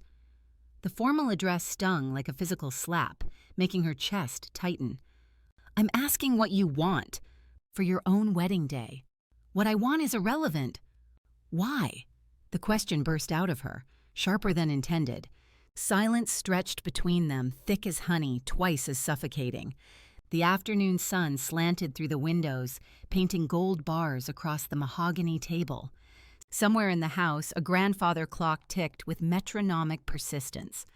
Because this isn't about want, he said finally, each word careful, measured, as if he were diffusing a bomb with syllables. It's about responsibility, obligation, what my family needs. That sounds like a business merger, not a marriage, she said, her wolf whimpering at the resignation in his voice. Sometimes they're the same thing, he replied with a bitter twist to his mouth. The bitterness in his voice made her stomach twist into knots. That's not fair to Laura, or to you. Fair? He laughed, a sound with no humor in it, hollow as an empty shell. Fair doesn't enter into it. It should, she said firmly, leaning forward despite herself. Should? Another laugh, harder this time, sharp enough to draw blood. Lots of things should be different, Ms. Rivers. Doesn't make them possible. The air between them crackled with tension. Cleo found herself leaning forward, pulled by something in his expression. Pain, wrapped in resignation, and underneath, something raw and hungry he couldn't quite hide. Her wolf pressed against her ribs, desperate to comfort, to claim, to protect. What would you choose? The question came out softer than intended, barely above a whisper. If responsibility didn't matter, if you could have anything. His eyes locked onto hers across the polished wood. The room shrank to just them, just this moment, the sunlight painting gold across his face and catching the flecks of amber in his dark irises. She could hear her own heartbeat, loud as thunder in her ears, could smell the subtle shift in his scent as his wolf stirred beneath his skin, something wild and wanting that made her pulse race. I'd choose. He stopped, catching himself at the edge of something irreversible, his hand clenched on the table, knuckles going white. This is inappropriate. Is it? She whispered, her voice barely audible over the blood rushing in her ears. Yes. But he didn't move away, didn't break eye contact. His breathing had gone shallow and she could see his pulse hammering at his throat. Neither did she. The distance between them seemed to evaporate like morning mist. She studied the line of his jaw, sharp enough to cut, the way his throat moved when he swallowed. His gaze dropped to her mouth, lingering there until her lips parted unconsciously. They were leaning toward each other now, magnetized, inevitable as gravity. Ahem. A theatrical cough from the tote bag on the floor, followed by the rustle of tiny claws on fabric. Not to interrupt this pending catastrophe of epic proportions, but I feel morally obligated to point out that this is exactly how telenovelas start. And let me tell you, I've seen enough of those to know how they end. Badly. Usually with someone's evil twin showing up and me doing relationship counseling through a prison phone, which frankly doesn't pay well and the working conditions are terrible. Xander jerked back so fast his chair scraped against the floor with a harsh screech.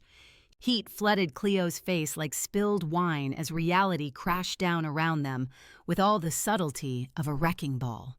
You're right, she said, grabbing scattered photos with shaking hands. Papers crinkled, tore at the edges under her desperate grip. This is completely inappropriate. I apologize. No, His hand raked through his hair, leaving dark strands standing at odd angles. I shouldn't have. This can't happen.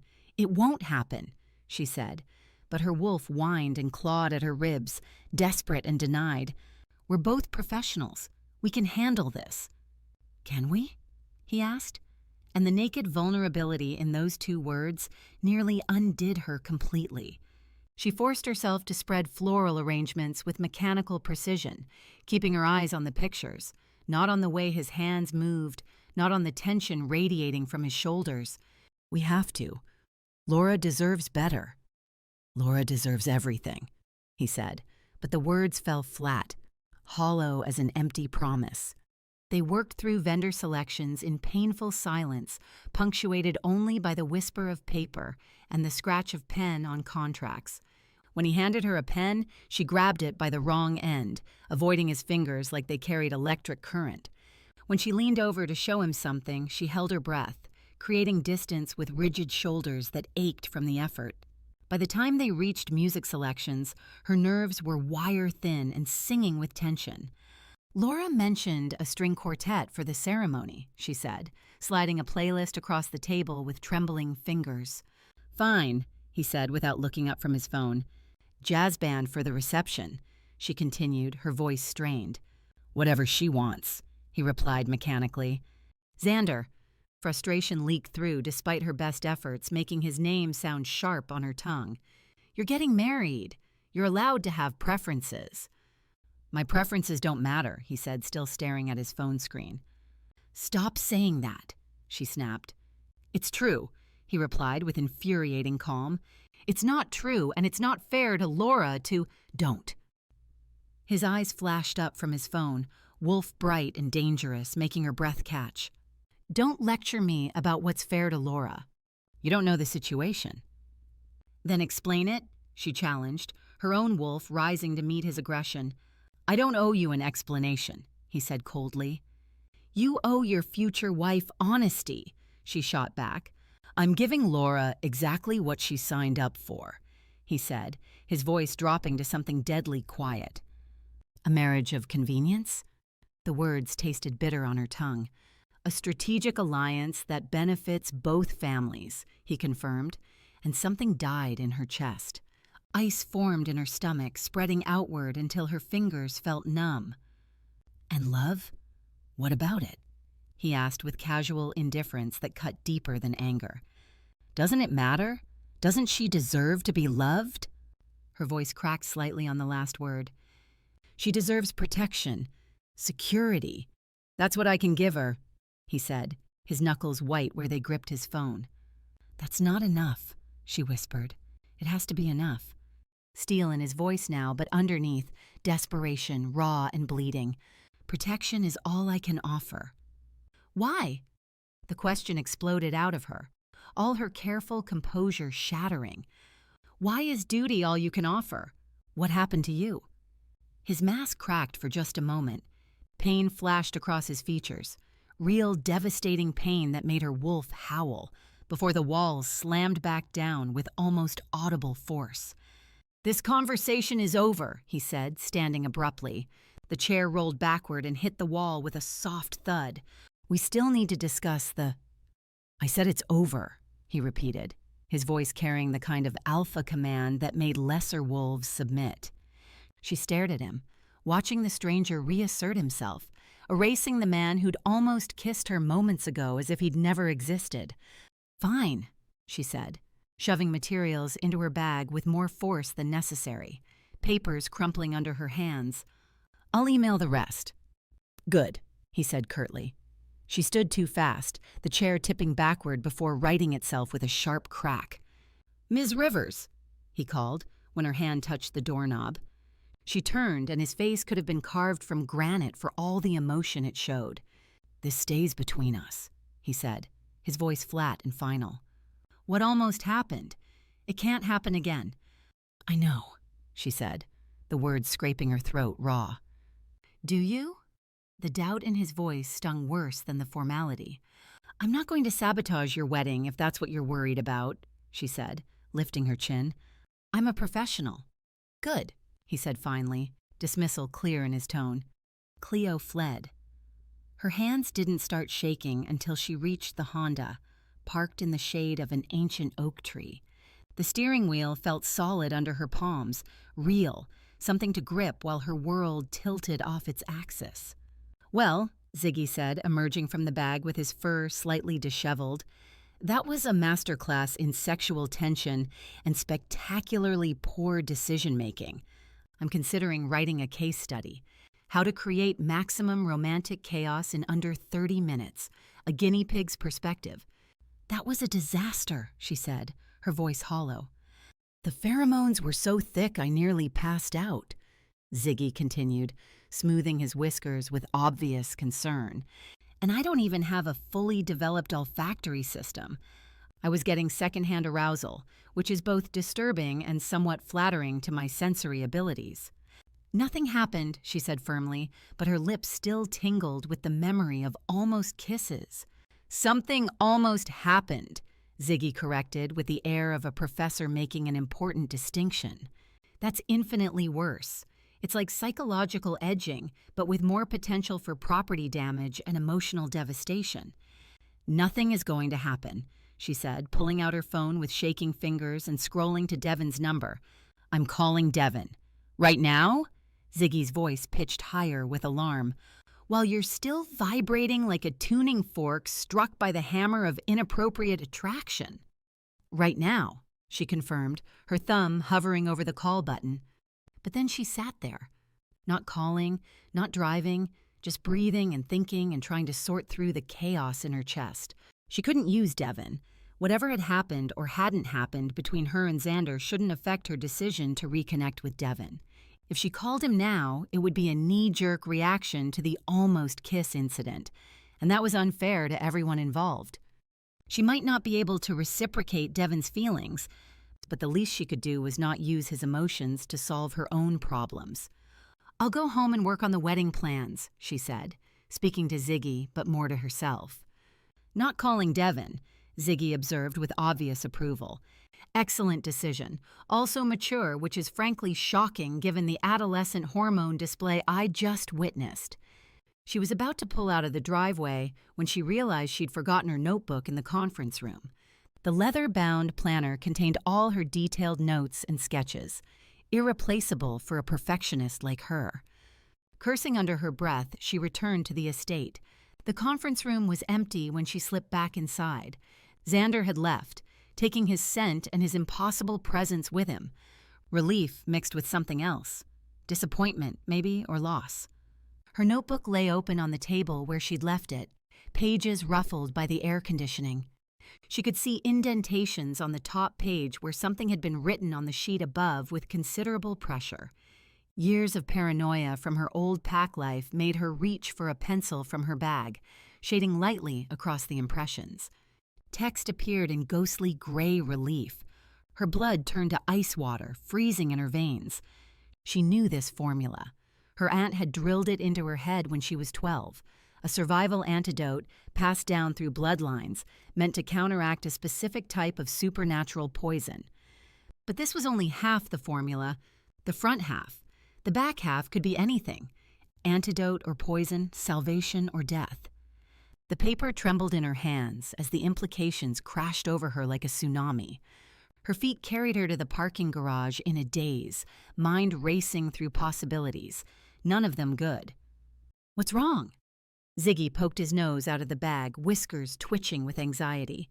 You look like you've seen a ghost, or possibly several ghosts having an orgy. Very disturbing either way. Someone gave Xander half an antidote formula, she said, her voice barely above a whisper. Half a formula? Ziggy's eyes widened to the size of small coins. That's like giving someone half a phone number. Utterly useless, unless... His tiny face went pale under his fur. Unless it's proof you know the whole thing. Exactly, she confirmed, her mouth dry as sand. Someone's using it as bait, proving they have knowledge he needs desperately enough to make a deal. That's not good, Ziggy said, his voice going high with panic. That's the opposite of good. That's bad with a capital B and several exclamation points, and possibly some very concerned emojis. She pulled out her phone and called Xander's number. Straight to voicemail. Called again. Same result. The automated voice felt like mockery. Draw a card, she said, though her hands were shaking too badly to drive. I don't need to draw a card to know this is terrible, Ziggy said, but he was already spreading his deck across the dashboard with the efficiency of a seasoned professional. But fine, let's make it official. The Tower card flipped face up first, followed immediately by the Ten of Swords. The images seemed to pulse with malevolent energy. Oh, Ziggy breathed. Oh no! Oh, sugar-coated disaster biscuits with a side of catastrophe. What? She demanded, though the card's meaning was clear enough to make her stomach drop. Betrayal, destruction, someone close to him. Ziggy's tiny paws trembled as he touched the cards. Mortal danger, right now, as in this very moment while we're sitting here having this conversation. Can you find him? She asked, already knowing the answer. I'm a guinea pig with supernatural tarot abilities, not a GPS system with advanced tracking capabilities, Ziggy said with obvious frustration. Well, I have some supernatural capabilities, but tracking isn't exactly in my wheelhouse. I'm more of a cryptic warnings and relationship advice kind of mystic. Ziggy, you could track him, he said quietly, his voice losing all traces of humor. If you let your wolf out, really out, all the way, wolves who are connected. They can find each other across great distances. We're not connected, she protested, but her wolf was already pacing, whining, desperate to hunt. Aren't you? Ziggy asked with devastating gentleness. The question hung between them like a blade. She thought about her wolf's instant recognition in the parking lot, the magnetic pull that had nearly destroyed her composure, the way almost kissing him had felt like coming home after years of wandering lost. That kind of tracking requires a mate bond, she said weakly. Or the potential for one, Ziggy said with the patience of someone explaining basic physics to a small child. A bond trying to form, fighting against circumstances and stubbornness and really terrible timing. She stared at the formula in her hands, then at Ziggy's terrified face, then at her phone displaying missed calls to a man who might already be dying. If I do this, she said slowly, each word feeling like stepping off a cliff, if I let my wolf find him, there's no going back. I'll be admitting what I've been denying. That you're falling for him? Ziggy asked gently. That I might already be in love with him, she whispered, the words tearing her throat raw. And he's marrying someone else in 5 weeks, Ziggy said softly, his voice full of compassion. But right now he might be dying. Cleo closed her eyes and let her walls crumble like ancient stone. Her wolf surged forward with desperate joy, finally free to seek what it had recognized from the very beginning. The sensation was like being struck by lightning and embraced by fire simultaneously. Her awareness expanded beyond her own body, reaching out across the city with supernatural senses she'd suppressed for years. The connection hit like a physical blow, bright, sharp, undeniable as gravity. She could feel him across the city, and what bled through the nascent bond made her gasp aloud. Fear, sharp and metallic, rage burning like acid, pain, deep and spreading, and underneath it all, the absolute certainty that death was closing in with every heartbeat. Found him, she gasped, already fumbling for her keys with hands that shook like leaves. 3rd Street parking garage, level 3. And Ziggy? Yeah? He asked, clinging to the dashboard as she started the engine. He's not alone, and he's not winning. Chapter 7. The parking garage downtown was a concrete tomb, dark and echoing, filled with shadows that moved like living things, and the smell of oil, exhaust, and something metallic that made Cleo's wolf bare its teeth. She parked her Honda at the entrance, the engine ticking as it cooled, and moved deeper into the structure on silent feet.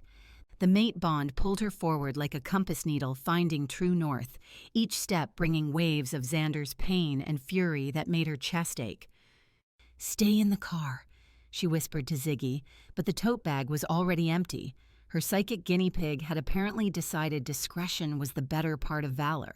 She found him on the 3rd level, and the sight nearly brought her to her knees. Xander was surrounded by 3 men in dark clothing, their faces hidden by shadows, but she could smell their intent, violence and death, and something artificial that made her nostrils burn. Even in the dim light filtering through grimy windows, she could see that something was catastrophically wrong. His usual alpha grace was gone, replaced by movements that were sluggish, uncoordinated, as if he was fighting through thick water. "Shift suppressant," one of the attackers was saying, his voice carrying the satisfaction of a job well done. "Works fast on wolves who don't see it coming, especially when it's delivered via dart to the neck." "Should have minded your own business, Blackwood," another added, rolling something metallic between his fingers, a vial that caught the light. "Your family's interference ends tonight." "Along with your bloodline," the third man said conversationally, drawing a silver blade that gleamed with unnatural sharpness. Xander tried to lunge at the closest attacker, his wolf instincts overriding human caution, but his movements were sluggish, compromised. The suppressant was blocking his access to supernatural strength, leaving him dangerously vulnerable. Blood trickled from a cut on his temple, and his breathing came in harsh pants that echoed off concrete walls. Cleo's wolf exploded into consciousness with a roar of pure rage that reverberated through the bond between them. The protective fury was so intense it burned through her veins like acid, consuming every civilized thought until only one truth remained. Someone was hurting her mate. She didn't make a conscious decision to shift. One moment she was human, crouched behind a concrete pillar, with her heart hammering against her ribs, and the next she was launching herself at Xander's attackers with 4 legs and fangs bared, her wolf form sleek and deadly in the dim light. The transformation tore through her like lightning, bones reshaping, muscles expanding, senses sharpening until she could smell their fear sweat and hear their elevated heartbeats. The shift suppressant in the air made her wolf snarl with fury, the chemical tang an insult to everything wild and free. The first man went down with a scream that echoed off concrete walls, her teeth finding his shoulder and tearing through fabric and flesh with savage satisfaction. Hot blood filled her mouth, bitter with chemicals and fear. He tried to fight her off, but her wolf was fueled by mate fury, unstoppable and merciless. The second attacker tried to run, his shoes slipping on oil-stained concrete, but she was faster than human terror, bringing him down in 3 bounding strides before he made it 10 feet. Her claws scraped against his back as she pinned him to the ground, her growl vibrating through his body until he went limp with submission. The third pulled a gun with shaking hands, the metal clicking as he fumbled with the safety. But Xander, moving on pure human determination and alpha instinct, tackled him from behind. They hit the concrete hard, the sound echoing like breaking bones. The weapon skittered across the garage floor, spinning until it disappeared under a rusted sedan. Cleo padded over to the fallen attacker and planted one massive paw on his chest, her claws pricking through his shirt to the skin beneath. Her growl was low and continuous, a sound that promised death if he so much as breathed wrong. "Call them off!" the man gasped, his eyes wide with the kind of terror that came from staring into predator eyes and recognizing his place on the food chain. "We were just following orders." "Whose orders?" Xander demanded, his voice rough but carrying the unmistakable authority of an alpha who'd found his strength, despite the chemicals in his system. "I can't. She'll kill me if I talk." The man whimpered, sweat beading on his forehead despite the cool garage air. Cleo increased the pressure on his chest, her claws extending just enough to draw tiny beads of blood. She showed her teeth, white and sharp and designed for tearing throats, and let her wolf's fury bleed into her eyes until they glowed with supernatural light. "Vivian Moreau," he blurted out, the words tumbling over each other in his desperation to live. "She said your engagement was a threat to her plans, said if you married the Morrison girl, it would upset the balance of power in the region." "Vivian Moreau?" Xander's voice dropped to something deadly quiet, dangerous as deep water. "She's supposed to be dead." "Very much alive," the man gasped, still pinned beneath Cleo's paw.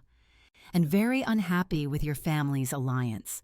She's been building power, gathering followers. This was supposed to send a message." "What message?" Xander asked, moving closer until he loomed over the fallen attacker. "That the old bloodlines still have teeth," the man said, then seemed to realize what he'd revealed. Terror flooded his scent. Sirens wailed in the distance. Someone had called the police, probably drawn by the screaming.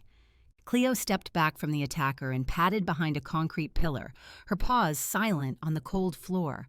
The shift back to human form was easier than the first transformation, her wolf reluctantly retreating now that the immediate threat was neutralized. The change left her naked and shivering on the concrete, her skin hypersensitive after the fur. "Here," Xander said, appearing beside her, already shrugging out of his jacket. His voice was gentle as silk against broken glass. "Put this on." She pulled the warm wool around herself, the fabric carrying his scent, fire and ash, and something uniquely him that made her wolf purr with satisfaction. She was hyper-aware that he was carefully not looking at her exposed skin, though she caught the way his nostrils flared slightly, the way his hands trembled as he helped her adjust the jacket. "Are you hurt?" he asked, his eyes scanning her face with an intensity that made her pulse race. "I'm fine," she said, though her entire body ached from the shifts. "You?" "I'll live, thanks to you," he said, and the gratitude in his voice was raw, unguarded. Then he yanked her into his arms without warning, pulling her against his chest with desperate strength. She could feel every muscle in his body quiver, could hear his heart hammering against his ribs like a caged bird fighting for freedom. The mate bond sang between them, so intense it was almost painful. "You need to know something," he said, his voice rough against her hair. "I have no control over what I would do to Vivian's pack if anything happened to you. I need you to understand, as hopeless as I was, not being able to shift because of whatever they put in me, the very second I'm free from that, I will tear them apart if they hurt you." His arms tightened around her, and she could feel him trembling with the effort of restraint. "And I also need you to know," he continued, his voice breaking slightly, "the moment our wolves connected and recognized each other, I can't see my life without you. It might still be the life I have to live because of the responsibility I have to my people. But that life will be meaningless, will be merely survival." She looked up at him, sinking into those beautiful dark eyes that held so much pain. "When did you first recognize me?" "The very moment our skin touched," he said without hesitation. "Just before that garbage truck tried to claim you, the recognition hit like lightning. My wolf knew exactly what you were to me." She smiled through the tears she didn't realize had started falling. "How poetic." He chuckled, the sound hollow but genuine. "Leave it to fate to make us meet in the most dramatic way possible." She adjusted the large jacket on her shoulders, suddenly cold despite his warmth. "But we recognized each other. That's the most important thing. We might not be able to be together, ever, in this lifetime, given the circumstances. Do you understand that, Xander?" His face crumpled for just a moment before he rebuilt his composure. "I understand completely. My duty to Laura, to both our families, to the alliance that will protect thousands of wolves. It comes first. It has to." "Even though it's killing us," she whispered. "Even though it's killing us," he confirmed, his voice barely audible. They stood there holding each other in the concrete shadows, two souls who'd found their perfect match at exactly the wrong time. The mate bond hummed between them like a song of mourning, beautiful and tragic and completely impossible. "I would choose you," he said suddenly, fiercely. "In every lifetime, in every universe, in every possible version of reality where I have a choice, I would choose you." "I know," she whispered, reaching up to touch his face. He leaned into her palm like a man dying of thirst. "I would choose you too. In every single one. But not in this one," he said, the words scraping his throat raw. "Not in this one," she agreed, though it felt like signing her own death warrant. The police sirens were getting closer now, reality intruding on their stolen moment. She started to pull away, but he held her tighter, desperate. 30 more seconds, he pleaded. "Just 30 more seconds where we can pretend this is possible." She buried her face against his chest, breathing in his scent, memorizing the feel of his arms around her, the sound of his heartbeat. This moment would have to last her a lifetime. "I love you," he whispered against her hair, the words barely a breath. "I love you, and I will never stop loving you, and I hate every circumstance that makes this impossible." "I love you too," she whispered back, the admission tearing her heart in half. "I love you, and I will love you until the day I die, even if we can never be together." They broke apart slowly, like tearing fabric, every inch of distance physical agony. She could see the exact moment he rebuilt his walls, when duty reasserted itself over desire.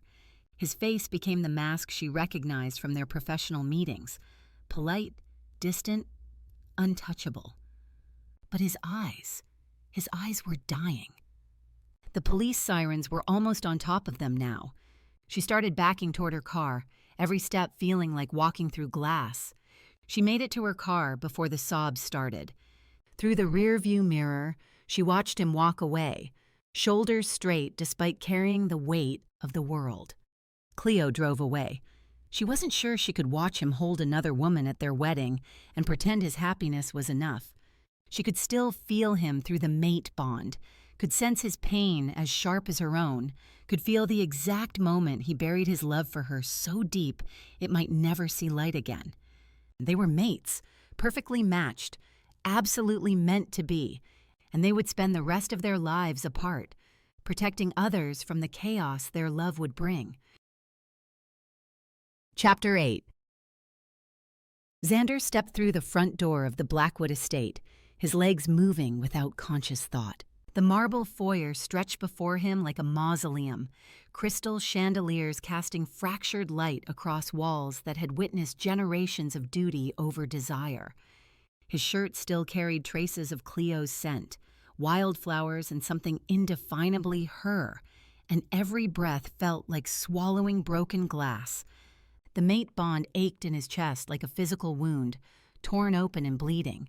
Somewhere across the city, she was driving home alone, and he could feel her pain threading through their connection like poison in his veins. "Xander?" A soft voice drifted down from the second-floor landing. "Is that you?"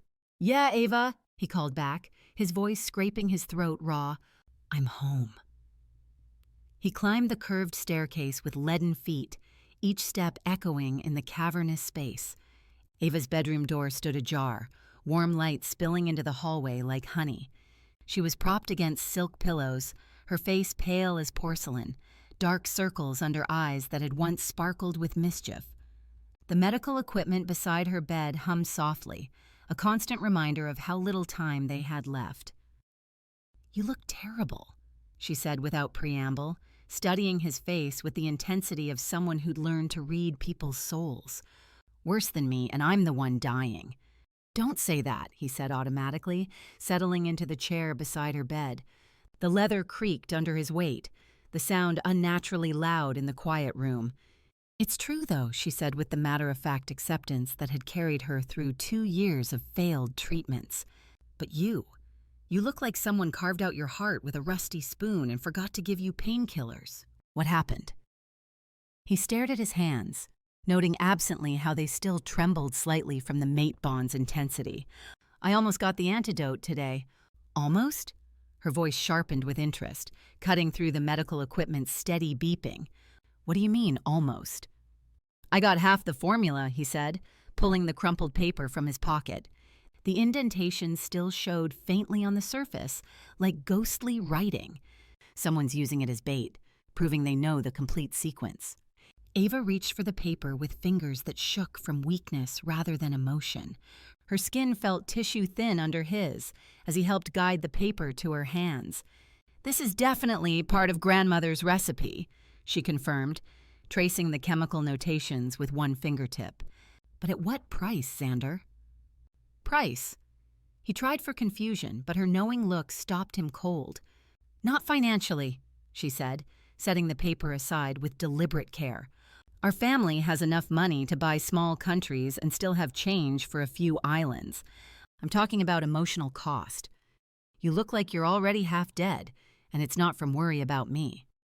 I'll take care of you, he said firmly, leaning forward to grasp her hand. Her fingers felt fragile as bird bones, cold, despite the warm room. That's my promise to Mom and Dad. I won't let you down. I don't accept anything that costs you your happiness, she said with surprising strength, her grip tightening on his hand. And you're clearly in agony. What's really going on? Is it the wedding? The question hit like a physical blow, making him flinch. He tried to keep his expression neutral, but years of practice reading each other made deception impossible between them. There's nothing wrong with Laura, Sim, he said carefully, each word measured and weighed. It will be my honor to call her my wife. Ava's eyes narrowed with the laser focus of someone who'd spent too many bedridden hours studying human nature. Your wolf has other ideas, doesn't he? Before he could answer, a rustling sound came from under the bed, followed by a string of creative curses in a tiny, indignant voice. Of all the uncomfortable, undignified hiding spots in this oversized mansion, Ziggy complained as he emerged from beneath the bed frame, his fur disheveled and covered in dust bunnies that made him look like a very small, very irritated cotton ball. I had to choose the one with hardwood floors. Your car's upholstery wasn't exactly 5-star accommodations, but at least it had some cushioning. This floor is harder than week-old bread and about as comfortable as sleeping on a cheese grater. Ava's eyes went wide as dinner plates, her mouth falling open in shock. Did a guinea pig just climb out from under my bed? And complain about the accommodations? Ziggy, at your service, the guinea pig said with a dignified bow despite his rumpled appearance. He began brushing dust bunnies from his whiskers with theatrical flair. Professional fortune teller, relationship counselor, and part-time infiltration specialist. Though clearly I need to work on my stealth techniques. And possibly invest in tiny knee pads.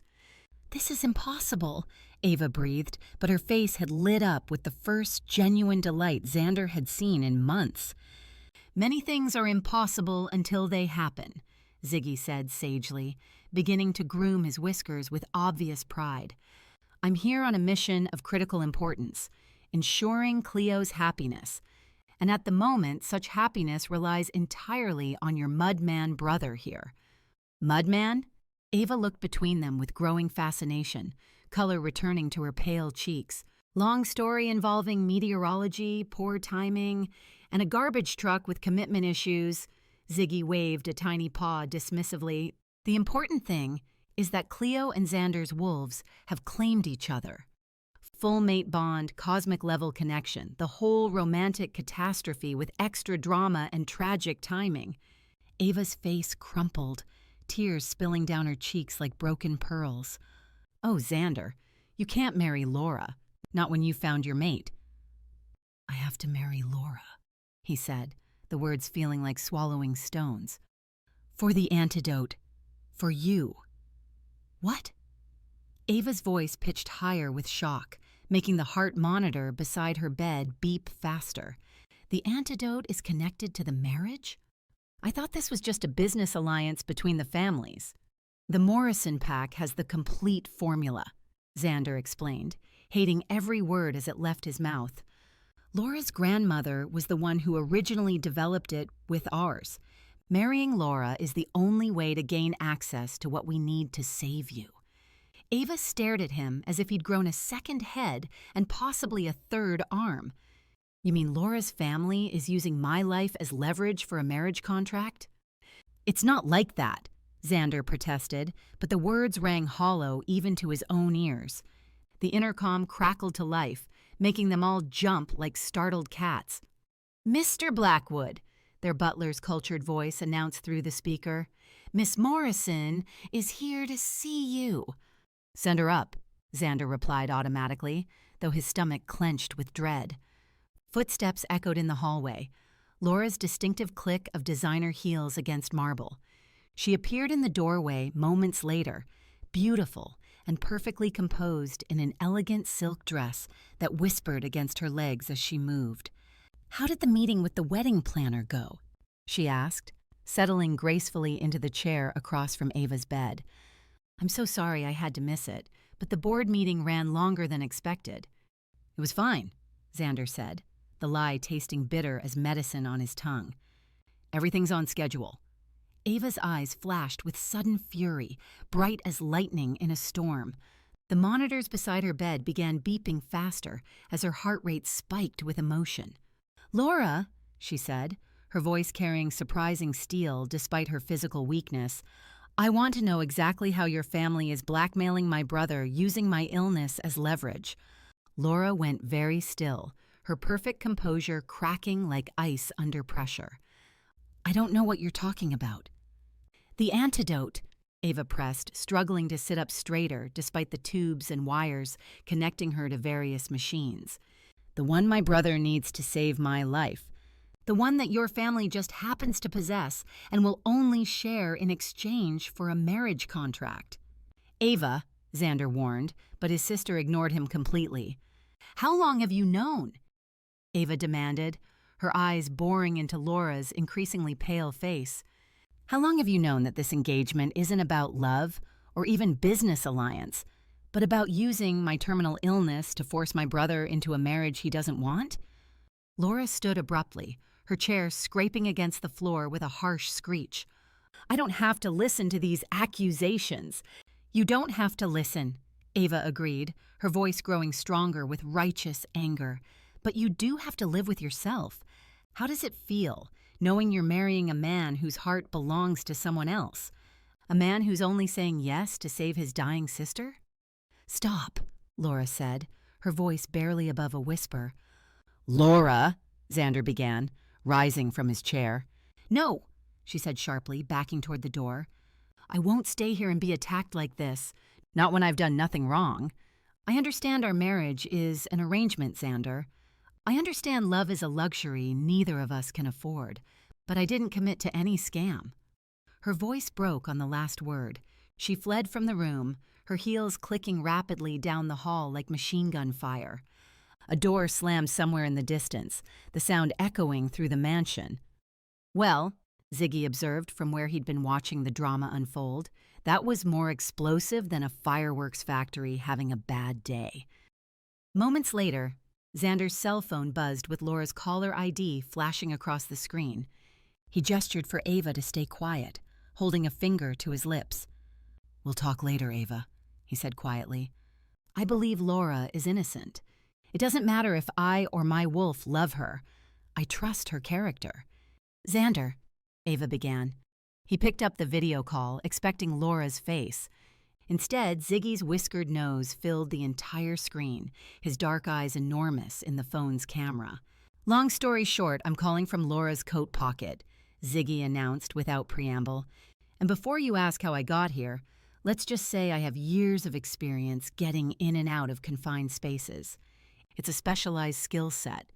"How can you do that?" Xander asked, staring at the screen in bewilderment. "Do what, get into her pocket? That's easy after years of practice getting in and out of Cleo's tote bag," Ziggy replied, with obvious pride. "I'm like a furry Houdini, but with better hair and more attitude." "No, dial her cell phone," Xander clarified. "Oh, that," Ziggy said casually. "It's classified guinea pig skills, but I'm telling you in Cleo's interest. I can sniff out the pattern of her passcode based on finger oils and button wear. All I have to do is avoid the facial recognition, because I look nothing like Laura. Shocking, I know." "Okay, hang up. I'll call Laura directly," Xander said, already moving toward the door. "And I'll come pick you up. Cleo would have a heart attack by now to find out you've gone missing." "Yeah, so I'm calling you because I need to tell you that I heard Laura confront her brother about the marriage arrangement," Ziggy said quickly, his voice urgent. Her brother admitted that the antidote blackmail was his doing. The antidote threat is a bluff. He knew that without it, you wouldn't have agreed to the marriage. But now that it's been announced and the two large packs are in alliance, there's no way you can back down without both families losing face. "The hell I can't," Xander started. "What is this? Is this a guinea pig using your phone?" a male voice interrupted, sharp and suspicious. "Landon, it's Xander here," Xander said quickly into the phone. "That's my friend's pet. Don't hurt him." He heard Ziggy's voice squeaking from a distance, high-pitched with alarm. Unhand me, you oversized bully. I demand to speak to your manager. Also, I have very sharp teeth, and I'm not afraid to use them. Put him down, Landon. Laura's voice came through the phone, strained and desperate. He heard what we said. Landon's voice was cold, dangerous. This little rat heard us discussing pack business. I'm not a rat, Ziggy's indignant voice squeaked from farther away. I'm a guinea pig with excellent breeding and supernatural abilities. There's a significant difference. Also, I prefer the term compact spiritual advisor. Put him down, Landon, Laura repeated more urgently. He heard us, and obviously he can talk, Landon said, and there was something in his tone that made Xander's blood run cold. That makes him a security risk. Xander was on his feet, charging through the door before he'd consciously decided to move, already calling Cleo as he ran down the hallway. His heart hammered against his ribs as he realized what Ziggy had walked into and what Laura's brother might be willing to do to protect Pack's secrets. Behind him, he could hear Ava calling his name, but he was already gone, racing against time to save a tiny fortune teller who'd risked everything to help two star-crossed wolves find their way back to each other. Chapter 9.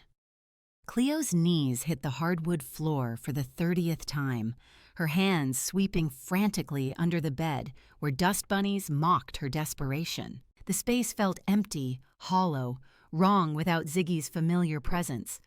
Ziggy! She called out, her voice cracking like broken glass. Ziggy, please, this isn't funny anymore.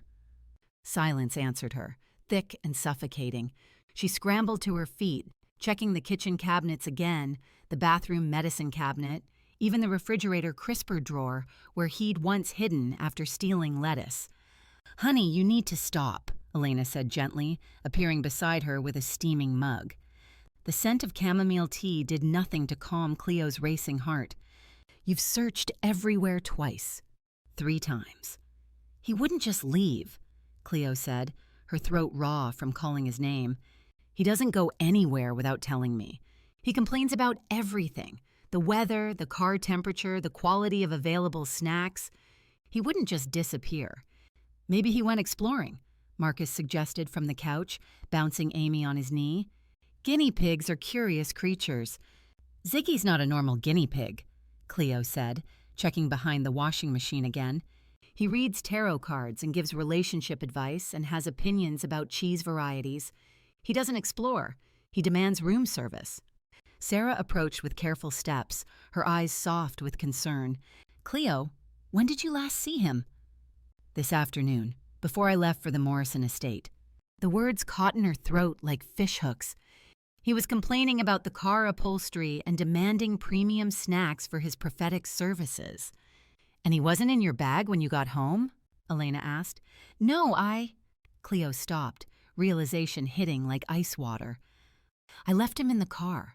When I found Xander in the parking garage when those men attacked him, I told Ziggy to stay in the car.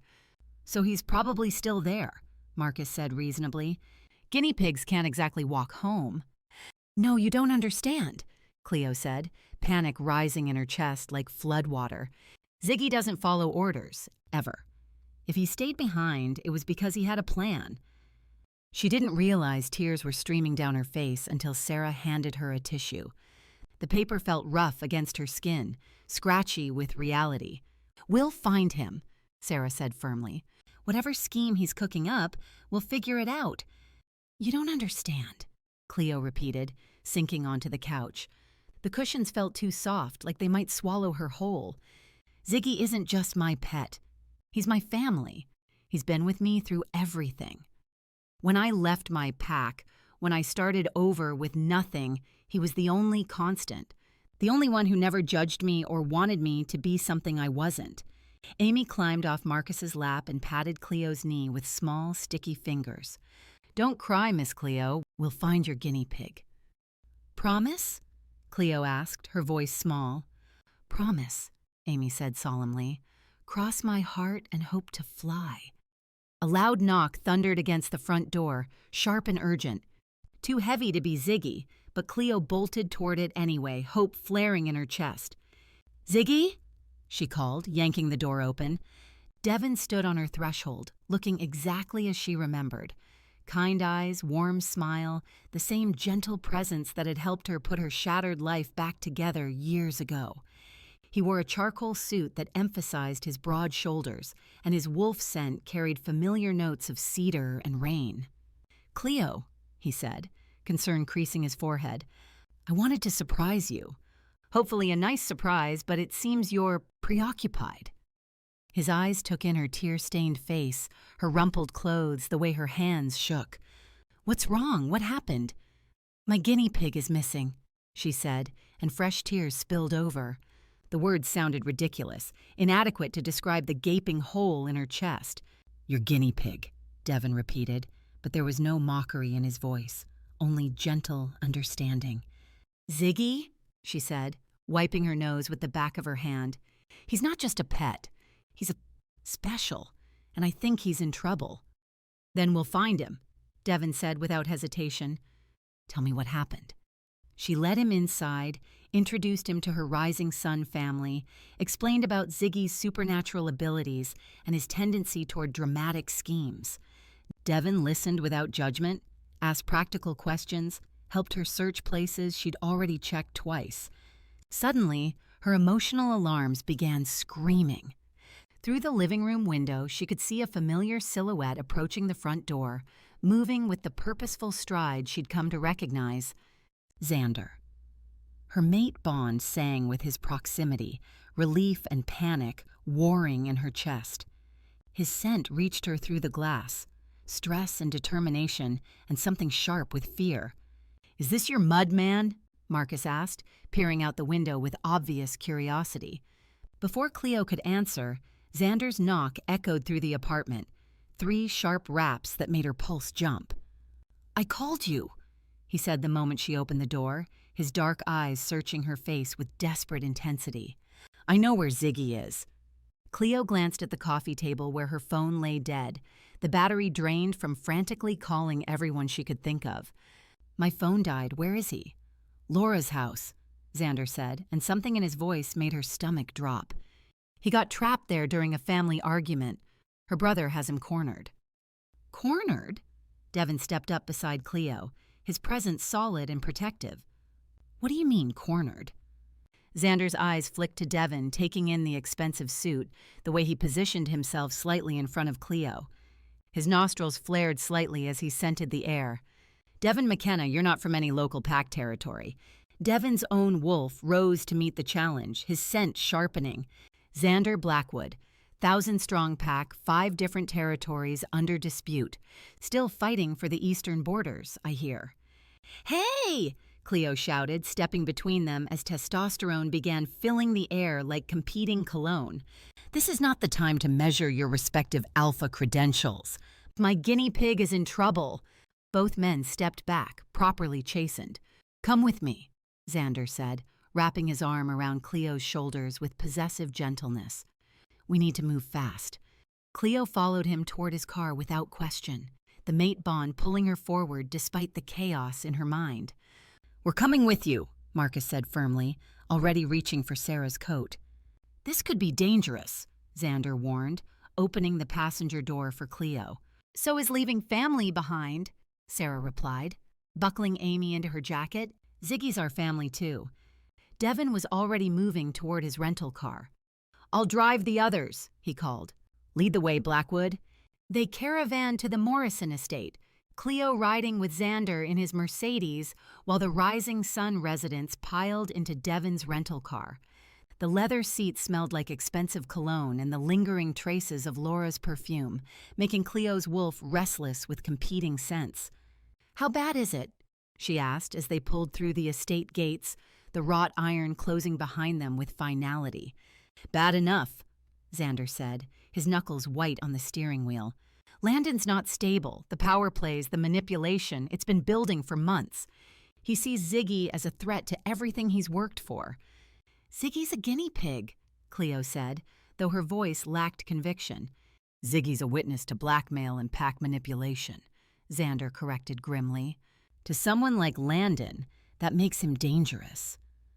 The drive felt endless despite the short distance. Each traffic light stretched like eternity, each turn bringing them closer to whatever confrontation awaited. Through the mate bond, she could feel Xander's tension, his fear not for himself, but for what they might find. They stormed through the Morrison front door without ceremony, following the sound of shouting voices to the main living area. The space soared upward in a cathedral ceiling design, all exposed beams and elegant architecture that now felt like a trap.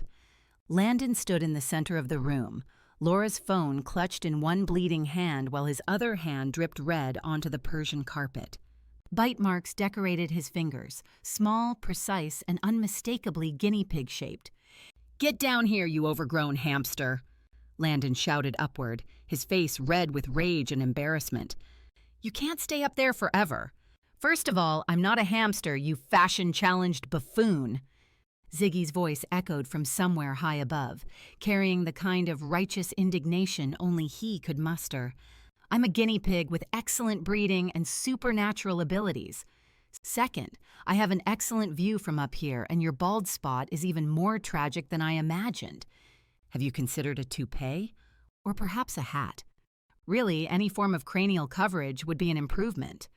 Cleo's eyes tracked upward until she spotted him, a small, defiant figure perched on one of the wooden support beams near the cathedral ceiling, at least 20 feet off the ground.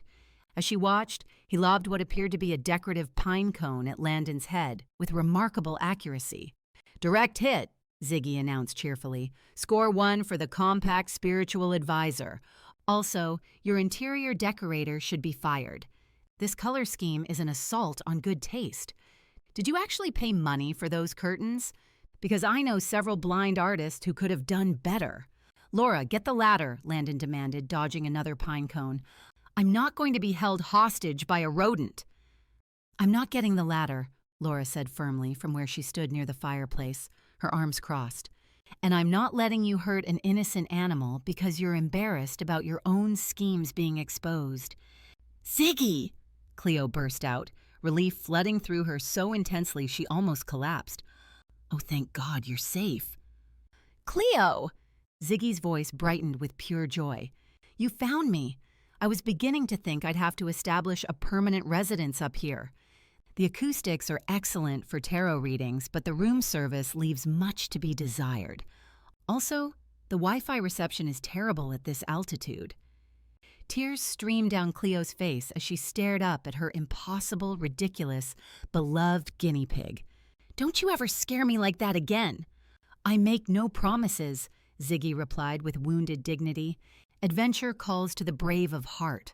Also, I've discovered I have excellent aim from this height. Years of predicting the future have given me superior spatial awareness." "Landon, incoming!"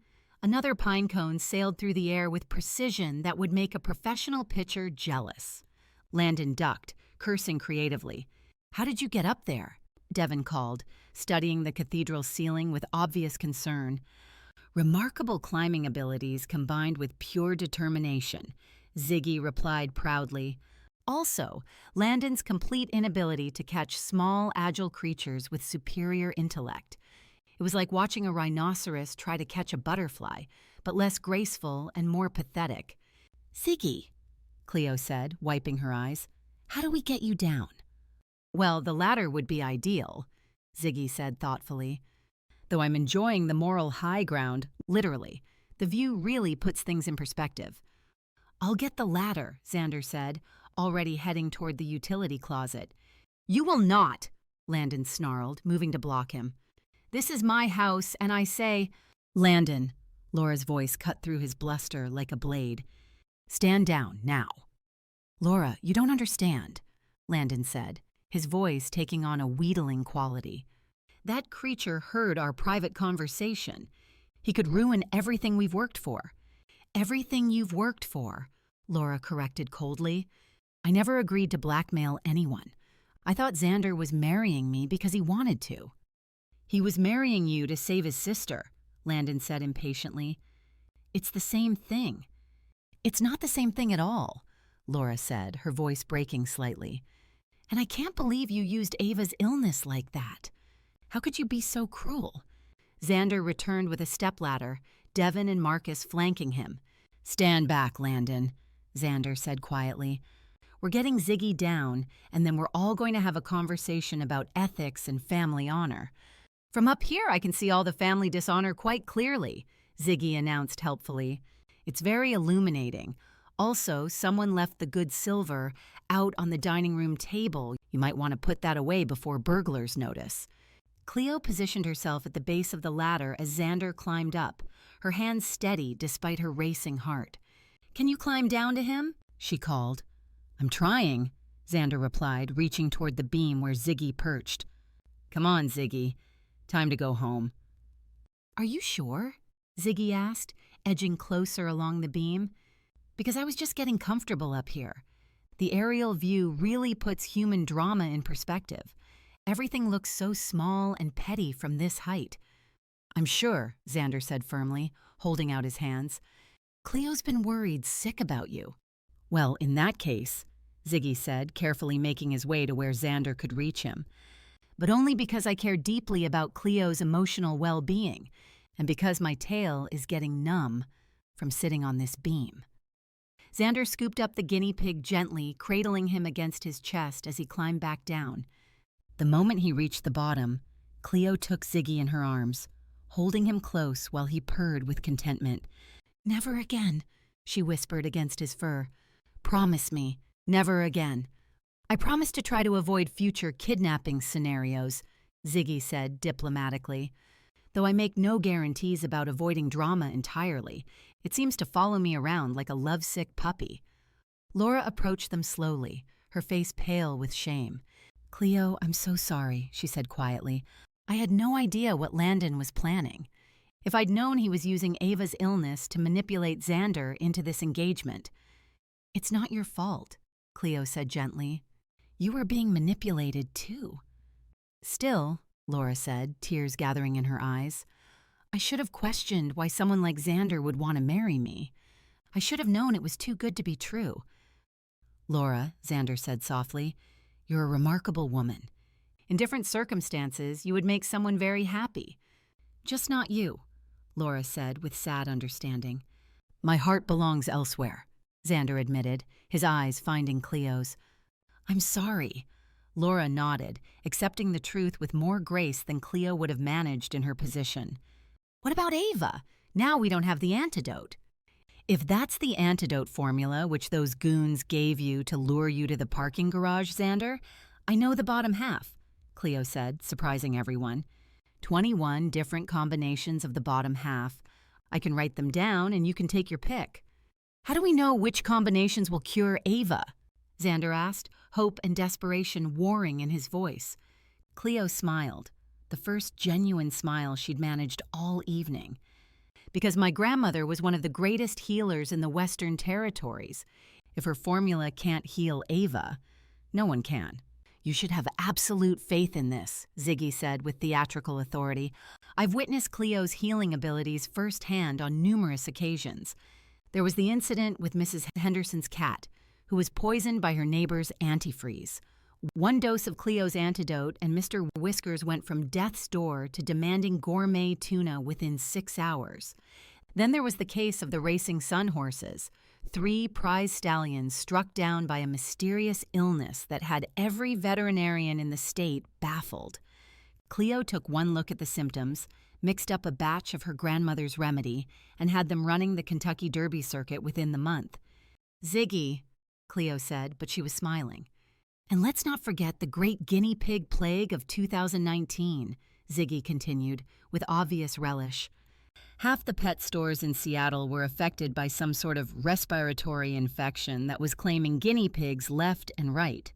Cleo single-handedly saved 17 of my distant cousins with a modified version of the family formula. I'm practically a walking testimonial to her healing prowess." "The great guinea pig plague?" Marcus asked with amusement.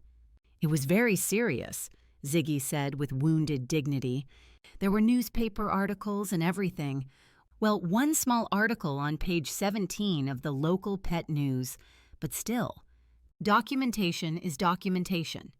Laura wiped her eyes, managing a small laugh despite everything. Devin approached Cleo and Ziggy. "So," he said quietly, "I take it this is the man your heart has chosen." Cleo looked up at Devon, kind, patient Devon, who deserves so much better than being second choice. "I'm sorry," she whispered. "Don't be," Devon said with a sad but genuine smile. "I can smell the mate bond on both of you. It's unmistakable once you know what to look for. I just wanted to be sure you knew what you were choosing." "I'm choosing him," Cleo said firmly. "Even if it's complicated, even if there are obstacles, I'm choosing love." "Then I'm happy for you," Devon said. "Both of you deserve happiness." "This is all very touching," Ziggy observed. "But could we please go home now? I've had quite enough adventure for one day, and I believe I was promised premium snacks for my prophetic services. Also, siege warfare is exhausting, and I need to update my memoirs with today's heroic exploits." "Premium snacks it is," Cleo laughed, kissing the top of his furry head. "Anything you want." "Excellent," Ziggy said with satisfaction. "I'm thinking imported aged cheddar, organic baby carrots, and possibly a small celebration cake." Being a tactical genius and diplomatic hero is exhausting work. Also, I've developed quite an appetite from all that pine cone throwing. Remarkably good exercise for the core muscles. "Ready to go home?" Xander asked, offering her his arm. "More than ready," Cleo replied, Ziggy purring contentedly in her arms. "Home," Ziggy sighed dramatically, "where the snacks are plentiful and the drama is voluntary. Though I have to admit, today's adventure will make an excellent chapter in my memoirs.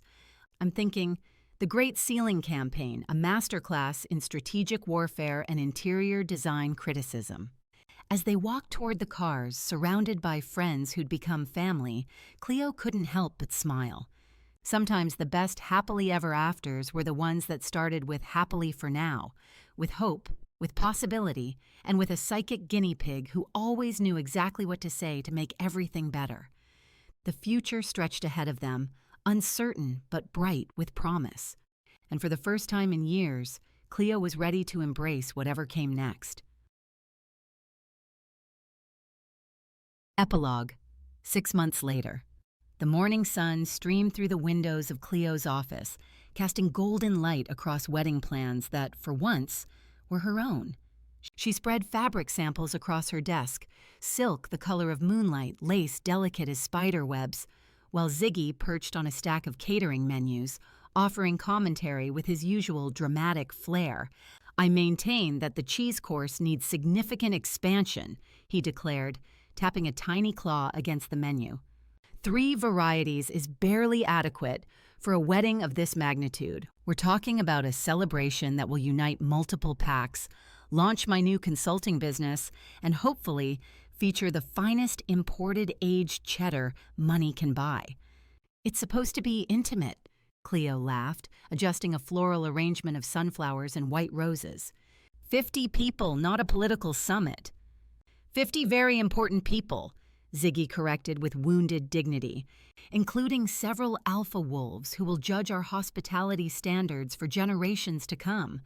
Also, I've invited my extended guinea pig family, and they have very sophisticated palates. Cousin Gertrude once turned down mediocre brie at a garden party. The scandal lasted months."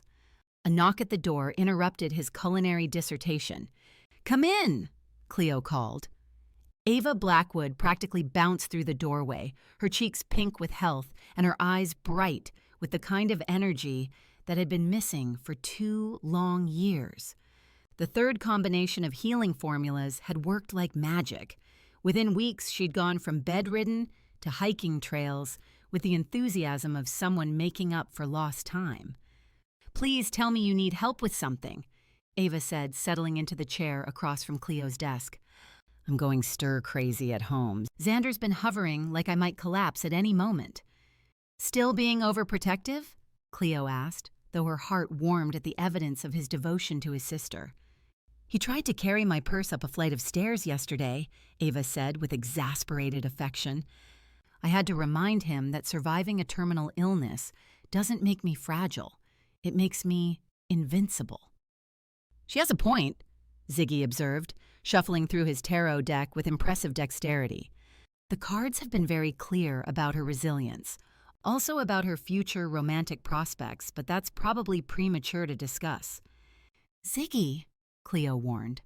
What? I'm just saying that tall, dark, and brooding isn't the only attractive option.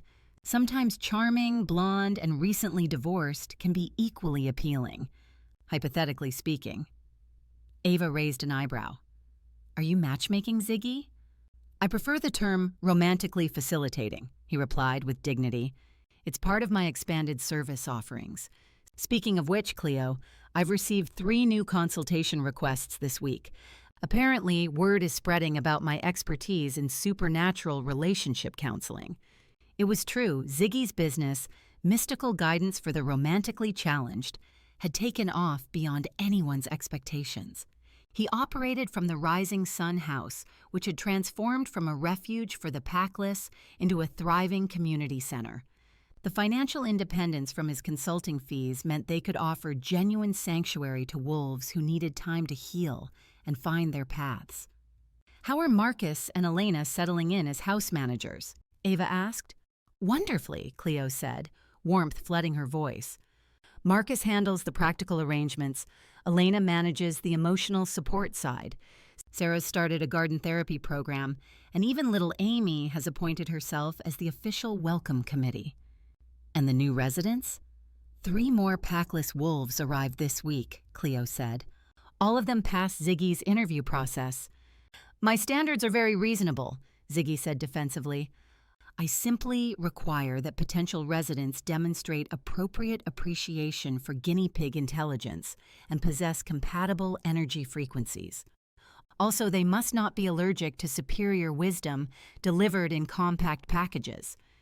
You made that beta wolf recite a poem about your magnificence, Cleo pointed out. It was a very short poem, Ziggy protested. And quite good, actually. He has natural talent for verse. The door chimed again, and Xander appeared with an armload of flowers and a smile that still made Cleo's heart skip beats.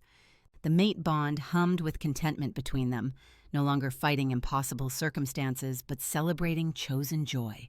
Devon's here with the final venue arrangements, he said, kissing Cleo's cheek before nodding to his sister. And before you ask, Ava, I did not carry anything heavier than coffee cups this morning. Progress, Ava said solemnly. Soon you might even let me lift a spoon without assistance. Devon entered behind Xander, looking relaxed in a way Cleo had never seen before. The past months had been good to him. His pack was thriving. The alliance with Xander's family had strengthened both their territories and... Where's Laura? Cleo asked with barely concealed matchmaking glee. Finishing the floral arrangements for the ceremony, Devon replied, and the soft way he said Laura's name made Ziggy preen with obvious satisfaction. She has very strong opinions about which roses complement your chosen color scheme. Excellent opinions, Ziggy declared. I've been monitoring their romantic development very closely. The cards have been quite optimistic about their compatibility. Also, Laura brings him homemade cookies, which shows excellent potential mate behavior. You've been spying on us, Devon said with amusement. I prefer romantically supervising, Ziggy replied with wounded dignity. It's a professional service I provide to ensure optimal relationship outcomes. My success rate is quite impressive. Laura appeared in the doorway as if summoned, her arms full of white roses and baby's breath. She looked radiant. Not the polished perfection of their first meeting, but the natural glow of someone who'd found her own strength. The arrangements are gorgeous, she said to Cleo, then turned to Devon with a smile that made him light up like sunrise. The venue coordinators want to double-check the timing for the ceremony. I'll handle it, Devon said, but he made no move to leave, clearly content to stay near Laura's orbit. Oh, for crying out loud, Ava said with good-natured exasperation. Would you two just admit you're crazy about each other? The sexual tension is making Ziggy hyperventilate. I do not hyperventilate, Ziggy protested. I experience accelerated breathing due to romantic excitement. It's a completely different physiological response. Laura blushed beautifully, while Devon's smile turned predatory in the way of wolves who'd made up their minds about something important. Actually, Devon said, his voice carrying the kind of casual confidence that preceded life-changing announcements. "I've been meaning to discuss something with Laura, privately." "Oh," Laura said, her eyes going wide. "Oh." "The garden's lovely this time of day," Xander suggested helpfully. "Very private." They disappeared together, Laura's laughter floating back through the open door. "Finally," Ava said with satisfaction. "I was beginning to think I'd have to lock them in a closet together." "The cards predicted this development weeks ago," Ziggy announced proudly. Though they were frustratingly vague about the timeline, romance apparently operates on its own schedule, regardless of mystical guidance. "Speaking of romance," Xander said, settling beside Cleo's chair and running his fingers through her hair, "how's our wedding planning coming along?" "Perfectly," Cleo said, leaning into his touch. "Though Ziggy's determined to turn our intimate ceremony into a multimedia production featuring his greatest hits." "I simply believe in proper documentation," Ziggy said with dignity. "This wedding will be discussed in supernatural circles for generations. My role as officiant should be appropriately highlighted." "You're not officiating," Cleo reminded him. "You're the ring bearer." "I'm a spiritual advisor who happens to be transporting symbolic jewelry," Ziggy corrected. "The distinction is important for my professional reputation." Cleo's phone buzzed with a text message. She read it quickly, then looked up with shining eyes. "It's from my cousin Jacob," she said. "He's officially secured his position as alpha of our old pack. He says I'm welcome to visit anytime I want. No strings attached, no expectations. Just family." "That's wonderful," Ava said warmly. "Will you go?" "Maybe," Cleo said thoughtfully. "Not to stay, but to visit. To show them who I've become, what I've built. To prove that leaving doesn't always mean losing everything. It means gaining the freedom to choose your own path," Xander said quietly, his hand finding hers. "Which led you to us. Which led me to you," she corrected, squeezing his fingers.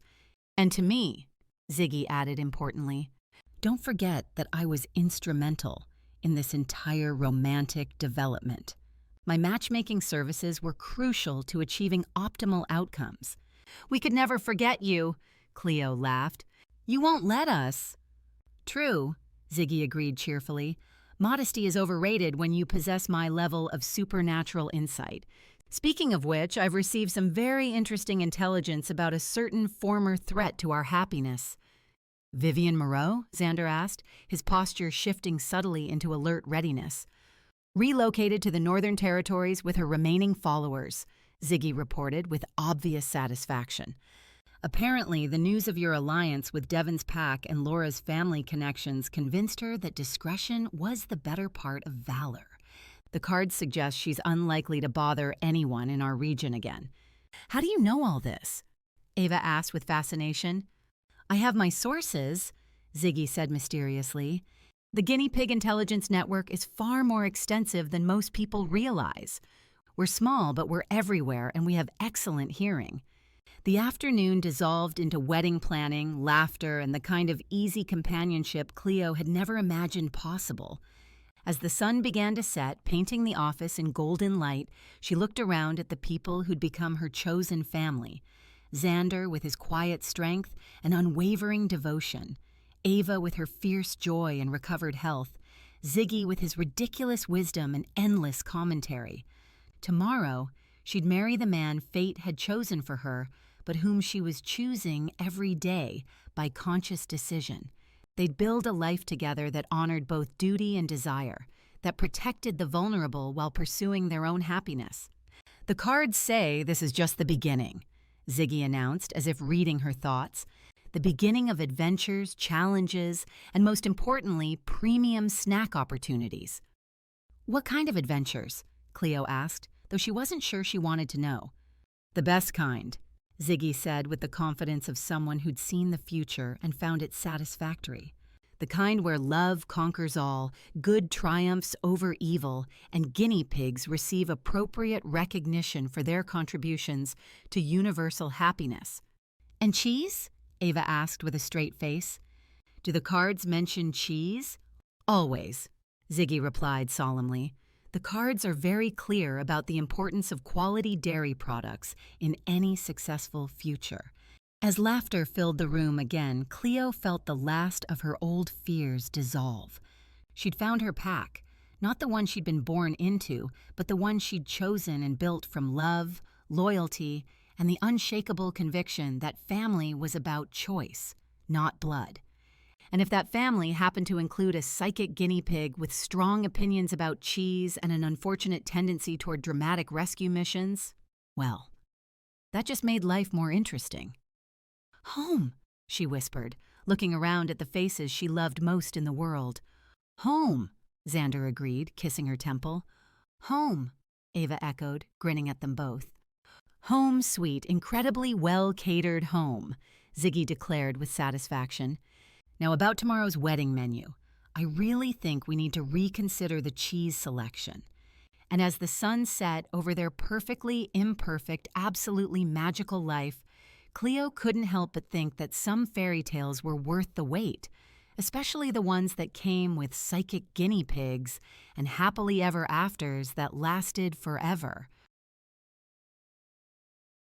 And that's where we leave Cleo, Xander, and the incomparable Ziggy, surrounded by chosen family, true love finally free to flourish, and a psychic guinea pig who's already planning his next matchmaking ventures. Thank you for joining us for The Wedding Planner's Mate.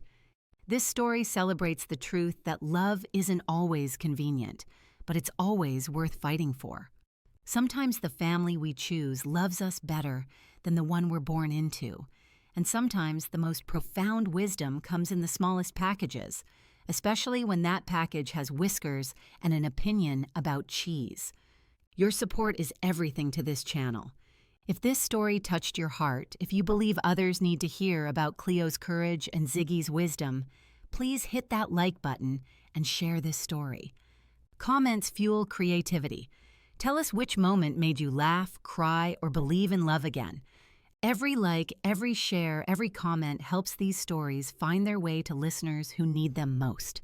This channel exists for those who choose love over cynicism, hope over despair, and who understand that the best stories aren't about perfection. They're about people brave enough to fight for happiness. We're not chasing trends. We're building a community of believers in true love, chosen family, and the magic that happens when we open our hearts to possibility. What story should we tell next? Drop your ideas in the comments. DN Leo is already dreaming up the next romance, and your voice shapes what we create together. Until next time, remember, sometimes the most beautiful weddings are the ones we never expected to plan, and sometimes the best advice comes from those who love us enough to tell us the truth, even if they happen to be a tarot-reading guinea pig with strong opinions about premium snacks. Keep believing in love, keep choosing happiness, and keep listening. This has been The Wedding Planner's Mate. Sweet dreams, and may your own love story be everything you never dared to hope for.